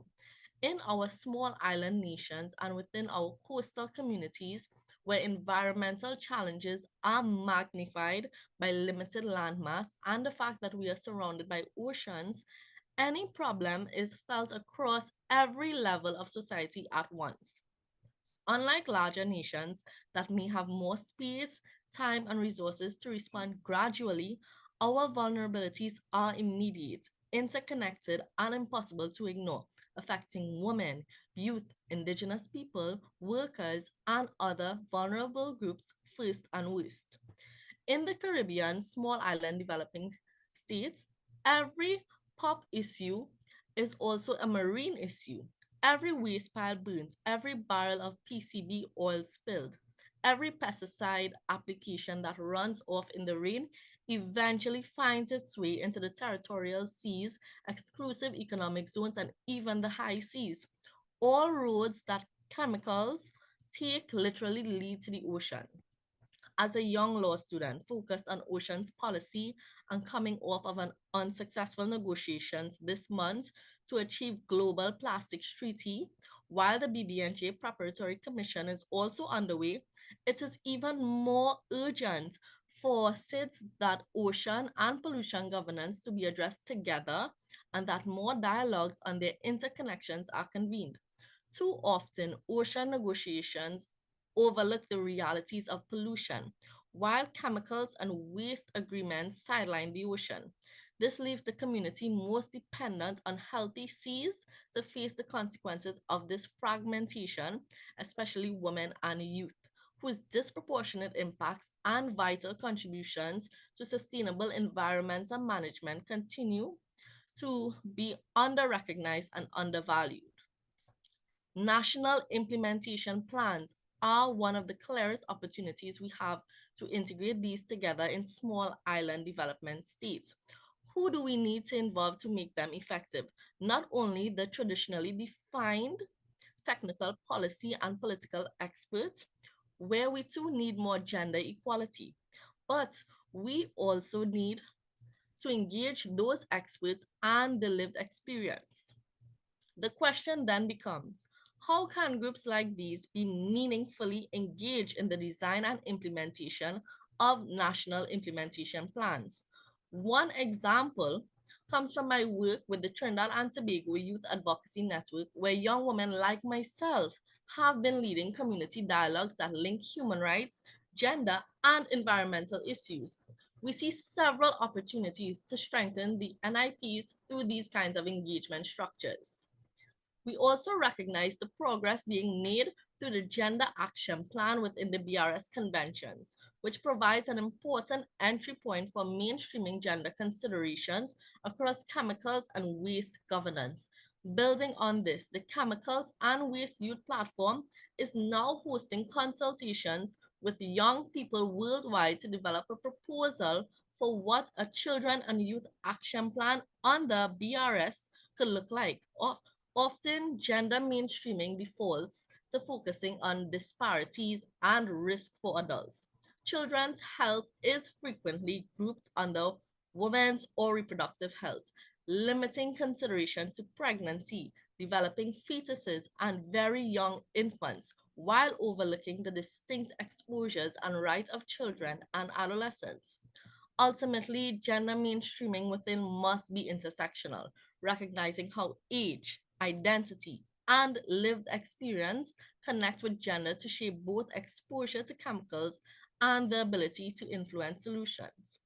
I will wrap up by reflecting that the success and longevity of the Stockholm Convention depends on leveling the playing field for the most impacted people and communities, and ensuring that equality is embedded across all aspects of implementation. as children and youth. We look forward to working with all of you to turn these commitments into realities. Thank you. Thank you very much, Ariana. That's really great to see such a big interest from young people to the topic of chemicals and waste. Chemicals and waste, unfortunately, is not on the top of agenda globally as much as the climate change, right? So maybe one insight for our NEEP teams and for colleagues from the ministries participating here today. We have so many young advocates to support the comprehensive NEEP work. Sometimes we are out of, innovative ideas. We are out of because we have so many things on our table, especially the NEEP teams. They normally are engaged in several projects, not only NEEPs. So it's really good to engage young people as well. I'm not sure if they are part of the national coordination mechanisms at the moment, maybe in some cases, yes. But these are very energetic people that could serve and advocate for not only for the NEEP development, but also for implementation the NEEP of the NEEPs. So putting them in action. Thank you very much, Ariana. I think that's great to hear from the young community. Thank you. And we are quite behind the time at the moment. So maybe if Fuad could quickly step in with a few slides to finalize this workshop. I don't know, maybe could be around 10 minutes, but we will provide the full set of the slides and recommendations as a follow-up to this workshop. So over to you, Fuad. Thank you very much, Anastasia. Can I get a confirmation whether you can see my screen this time? Yeah, I can see it. Works well. Okay, Thank you. I'm moving to the next slide. Does it appear? Okay, perfect. Yeah, colleagues, I know it's been like 2 hours. Thank you so much. So I would ask for, maybe 10 more minutes maximum. Case study. Let's dive in concretely into this conversation. So like building on the example that Anastasia shared before. So this is a case study of a project working, and on actually managing hazardous waste, including especially DDT and other like pesticides, POPs. So the diagnosis we have established in the area is that, in terms of the roles played by women and men within that context. So we found that women are more likely to control what we call the subsistence outputs of the production agricultural land, for example, while men were mostly having the cash crops where the money is. We also found that when, in female-headed households, women were the main applicators of pesticides, but still men were considered the main applicators of pesticides. We found out that women transported pesticides most likely, carried on their heads in baskets, while most men, they were likely to have, some vehicle, truck, a car, motorcycle, bicycle on which they will transport pesticides. We also found out that women fetched the water to be used for mixing the pesticides because fetching water was perceived as being, a female job. Women clean or women job. Women clean men's pesticides contaminated clothes after application. So basically, even when women and men, they reuse the buckets, and drums that used to contain pesticides, do it in different ways. So women, they reuse them to fetch and store water, while men, they actually reuse them for other activities around the land, so they can store spare equipment, for example. Women are equally responsible for daily activities in the land after pesticide use. So once the men spray pesticides, women will go into the fields and keep working and usually end up spending more of the time in contact with these chemicals. Men are also doing the same thing. So this is like kind of like very balanced situation. And of course, the mothers and children tend to spend relatively more time in the households that are sprayed, especially when we use DDT for malaria control in some of the countries.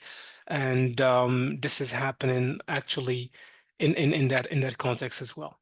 Now, the question is like, why is this happening?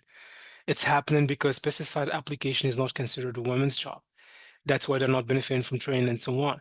It's happening because washing clothes is perceived as women's work. This is like the gendered determinant, the underlying socially constructed roles that are attributed to women and men in that specific context.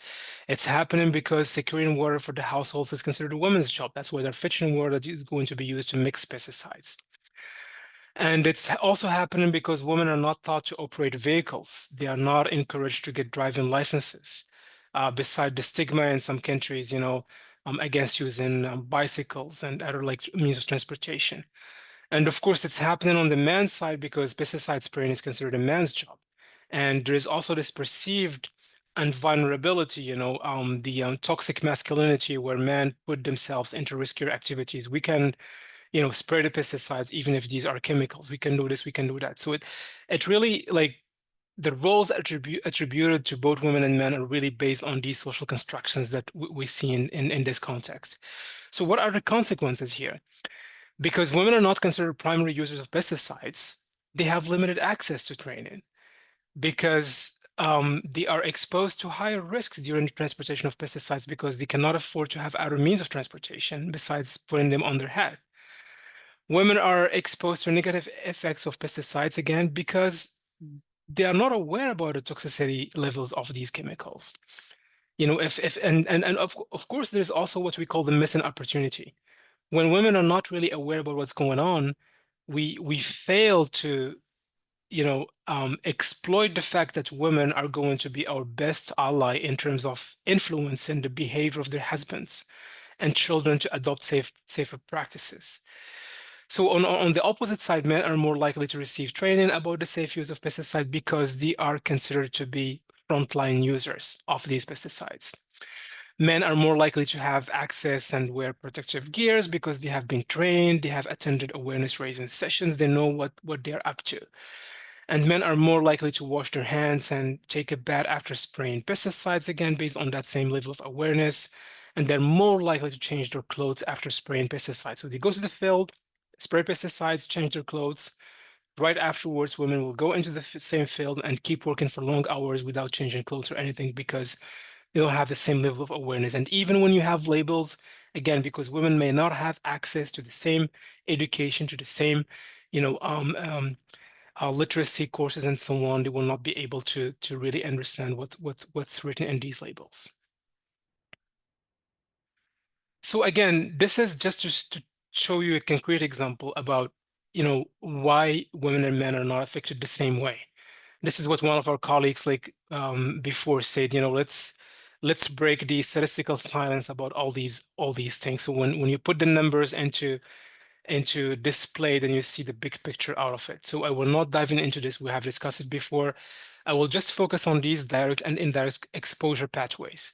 So in this specific case study, what we have found is that women are very likely to be either directly or indirectly impacted. In this case, they were directly impacted because they were mining actually obsolete pesticides so they can sell them on the market. So they are either waste miners. They are either involved in the transportation, of pesticides mined from burial and storage sites. And of course, they're also maybe using these pesticides in agriculture or working in farms where these pesticides are sprayed. And basically, they're indirectly impacted because every time there is a family member that is sick because of exposure to chemicals, pesticide pops in this case, basically they become the primary care providers. This includes family members, men, children, and the elderly who may be exposed. So I think the awareness levels were relatively low in that area because, overall there were limited awareness raising efforts focused on women, and because except the villages where, for example, livestock died because of exposure to pesticides, in these villages we noticed that there were really high rates of awareness because of these poisoning cases. Livestock died, so everyone was kind of aware of the situation. But the awareness levels were still very low when it comes to hazardous waste buildup in breast milk, food, insufficient training actually on handling hazardous waste and so on were the norm in that area. And even in cases of relative awareness, basically, even when women were aware of the situation, they had no other choice, basically. So they had to still go and mine the pesticides because that was their only lifeline to get some income, actually. So it's also a poverty issue that we can discuss. So the men tend to be considered the most at risk. Again, that's the overall kind of perception because they are the frontline users. So there's the assumption that they are mostly at risk because they're spraying the pesticides, and it's considered a man's job. The men collect the contaminated soil when we do remediation activities, for example, and basically, so it changes the whole way of how do we see things when you're diving into these gendered, multifaceted, actually consequences on women and men, and then you understand the untold story about how women might be disproportionately affected. So because pesticides application is not considered a woman's responsibility, but of course, women, they can wash clothes, fetch water, that's perceived a woman's work, but then of course that's also like an indirect source of being exposed to these silent killers, pop chemicals. So I think these blind spots are very important. In every project, in every case, I think we need to identify blind spots so we can act, and make sure that we do the job right. Women, they tend to be the main applicators of pesticides in women-headed households. That's something we have seen in that case in different locations. Basically, they will be the ones washing or cleaning men's contaminated clothes after they spray pesticides. They will also be cleaning spraying equipments. They will be reusing the buckets and drums in the household, in the kitchen, in the living room where they are stored. They will be fetching the water. They will be storing the food within in these like buckets. They will spend more time in the land after pesticides are sprayed. So when you look at it, it really tells you a different story. So these blind spots should be really identified so it does not like mislead projects into overlooking the crucial importance of women's access to training, awareness raising, and empowerment. So I think what we have done, actually, we have helped the project do a few steps. So steps one, step one, when we were hiring like the teams, we made sure that we included, gender language in the TORs.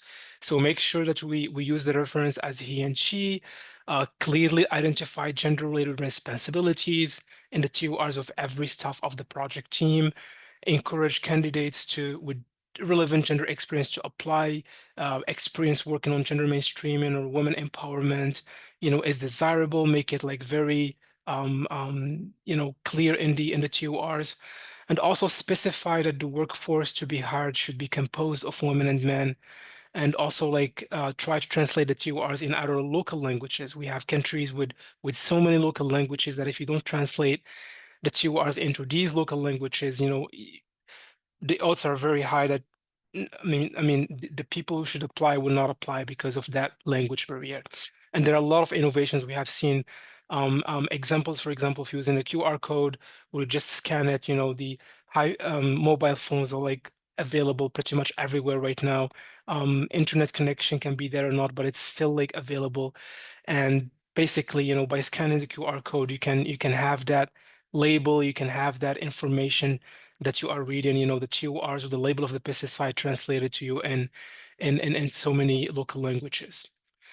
So when we advertise for jobs and consultancies, we need to make sure that these are widely advertised using, national networks of women organizations and advocacy groups. We should also make sure that when we advertise, we include strong statements like female candidates are strongly encouraged to apply. We should also use non-traditional procurement platforms. So we need to reach out to women-owned businesses, startups, SMEs, and so on. We also need to collaborate with women organizations so we can identify women-owned businesses and women vendors who could apply and provide services for our projects and activities on the ground. So when we organize selection committees, let's make sure that we have a rule, for example, at least one woman representing every evaluation committee that the project is doing, and include at least one question on gender in all interviews systematically. And we can also have some sort of positive discrimination in case we have equal rankings between female and male candidates, or even like when we're like selecting vendors, we can kind of like have that positive discrimination as a tiebreaker breaking rule between vendors with equal scores, to make sure that we have that the underrepresented gender is getting that benefiting from that positive discrimination. So when we finalize the contract arrangements with personnel, consultants, let's make sure that there is a code of conduct policy regarding sexual harassment. Let's also include the key results on gender in the performance management or assessment for each contract to make sure that the workforce is also contributing to gender considerations. So when we plan for meetings and organize workshop, let's try to the extent possible to provide childcare facilities or recreational corners for children during workshops and meetings, so both parents, can attend, because otherwise, either the man or the woman will be left behind in the house to take care of the kids, for example. Let's make sure that we can provide training in women-only cohort, especially in contexts where culturally speaking, women are not allowed to be in mixed audiences, and we have countries like that. So basically, this is something to keep in mind and make sure we do it right. And of course, let's also think about enabling women to attend meetings closer to their homes, because of the triple burden of women being in charge of reproductive responsibilities, productive responsibilities, and also taking care of the household. We need to make life easier for them and make sure they're able to attend these activities and capacity building workshops and so on by organizing such meetings closer to them, or during a few hours a day so they can attend. And when we conduct capacity building, again, make sure that we deliver training, we train everyone on gender when it comes to the workforce we have in our project. Let's make sure we train the national delivery partners actually and experts on how do we mainstream gender into their procurement processes. Let's also make sure that we incorporate gender-specific models by taking training curricula and other capacity building materials into consideration, so we make sure that we have these gender models specifically incorporated within that. And let's also ensure that we also have women trainers. And these are encouraged to apply so we can have gender-specific guidance to communities, that are most exposed. I think this is the last step, basically, when we conduct site activities, especially in remediation activities, in the sound management of areas, contaminated with POPs. In this case, it was DDT mainly. So we need to use gender-sensitive wording, sex and gender-segregated data while developing site-specific and risk management plans. So this makes it really very actionable, and we can anchor gender-responsive risk mitigation measures.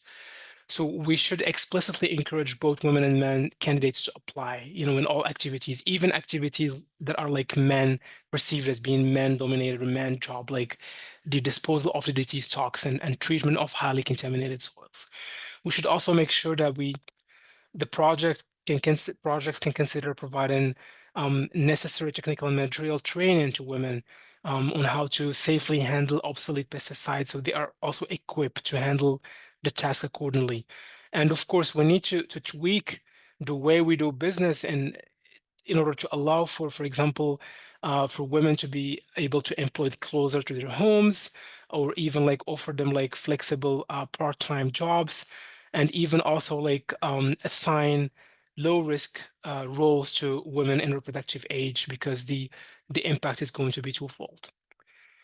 Yes, so that was my last slide from this case study example, how we were able to manage the gender mainstreaming exercise. And again, I wouldn't stress it enough. If we overlook the gender dimension in our NIPs, it can jeopardize the effective implementation, of the plans on the ground. And this is something that we should avoid at all costs. So thank you so much, and thank you for the inspiration coming from all the other presenters today.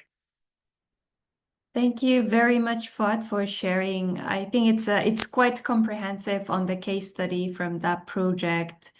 a lot of considerations to a lot of things to digest for all of the participants. I believe the longer version of your presentation will be shared with the participants after this workshop. We will also ensure that the recording is made accessible. So when we follow up with the participants, we'll try to address some of the questions I've seen.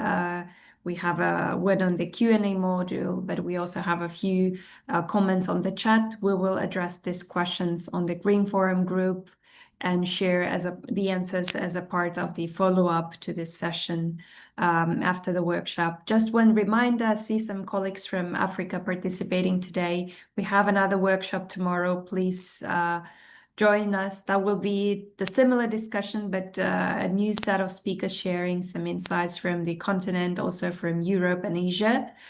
And as we wrap up, many thanks for those who stayed with us until the end. Also, many thanks to all the speakers who shared their experience. Many thanks to Susan. Susan had to urgently leave, but yeah, thanks for Fuad for a comprehensive overview of the guidance. The guidance is humongous. It was hard to make it concise for one session.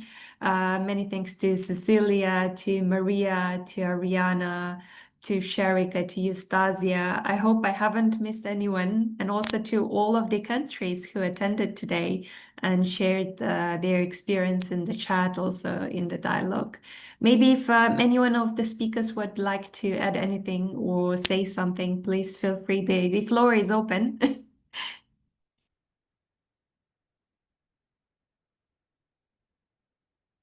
Okay, I think we have one person raising hands. Let me see.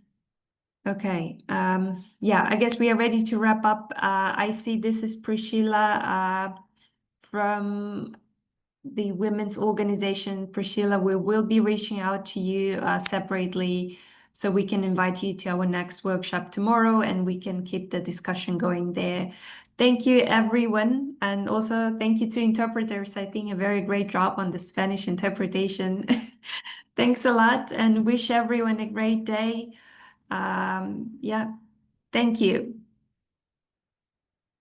Bye.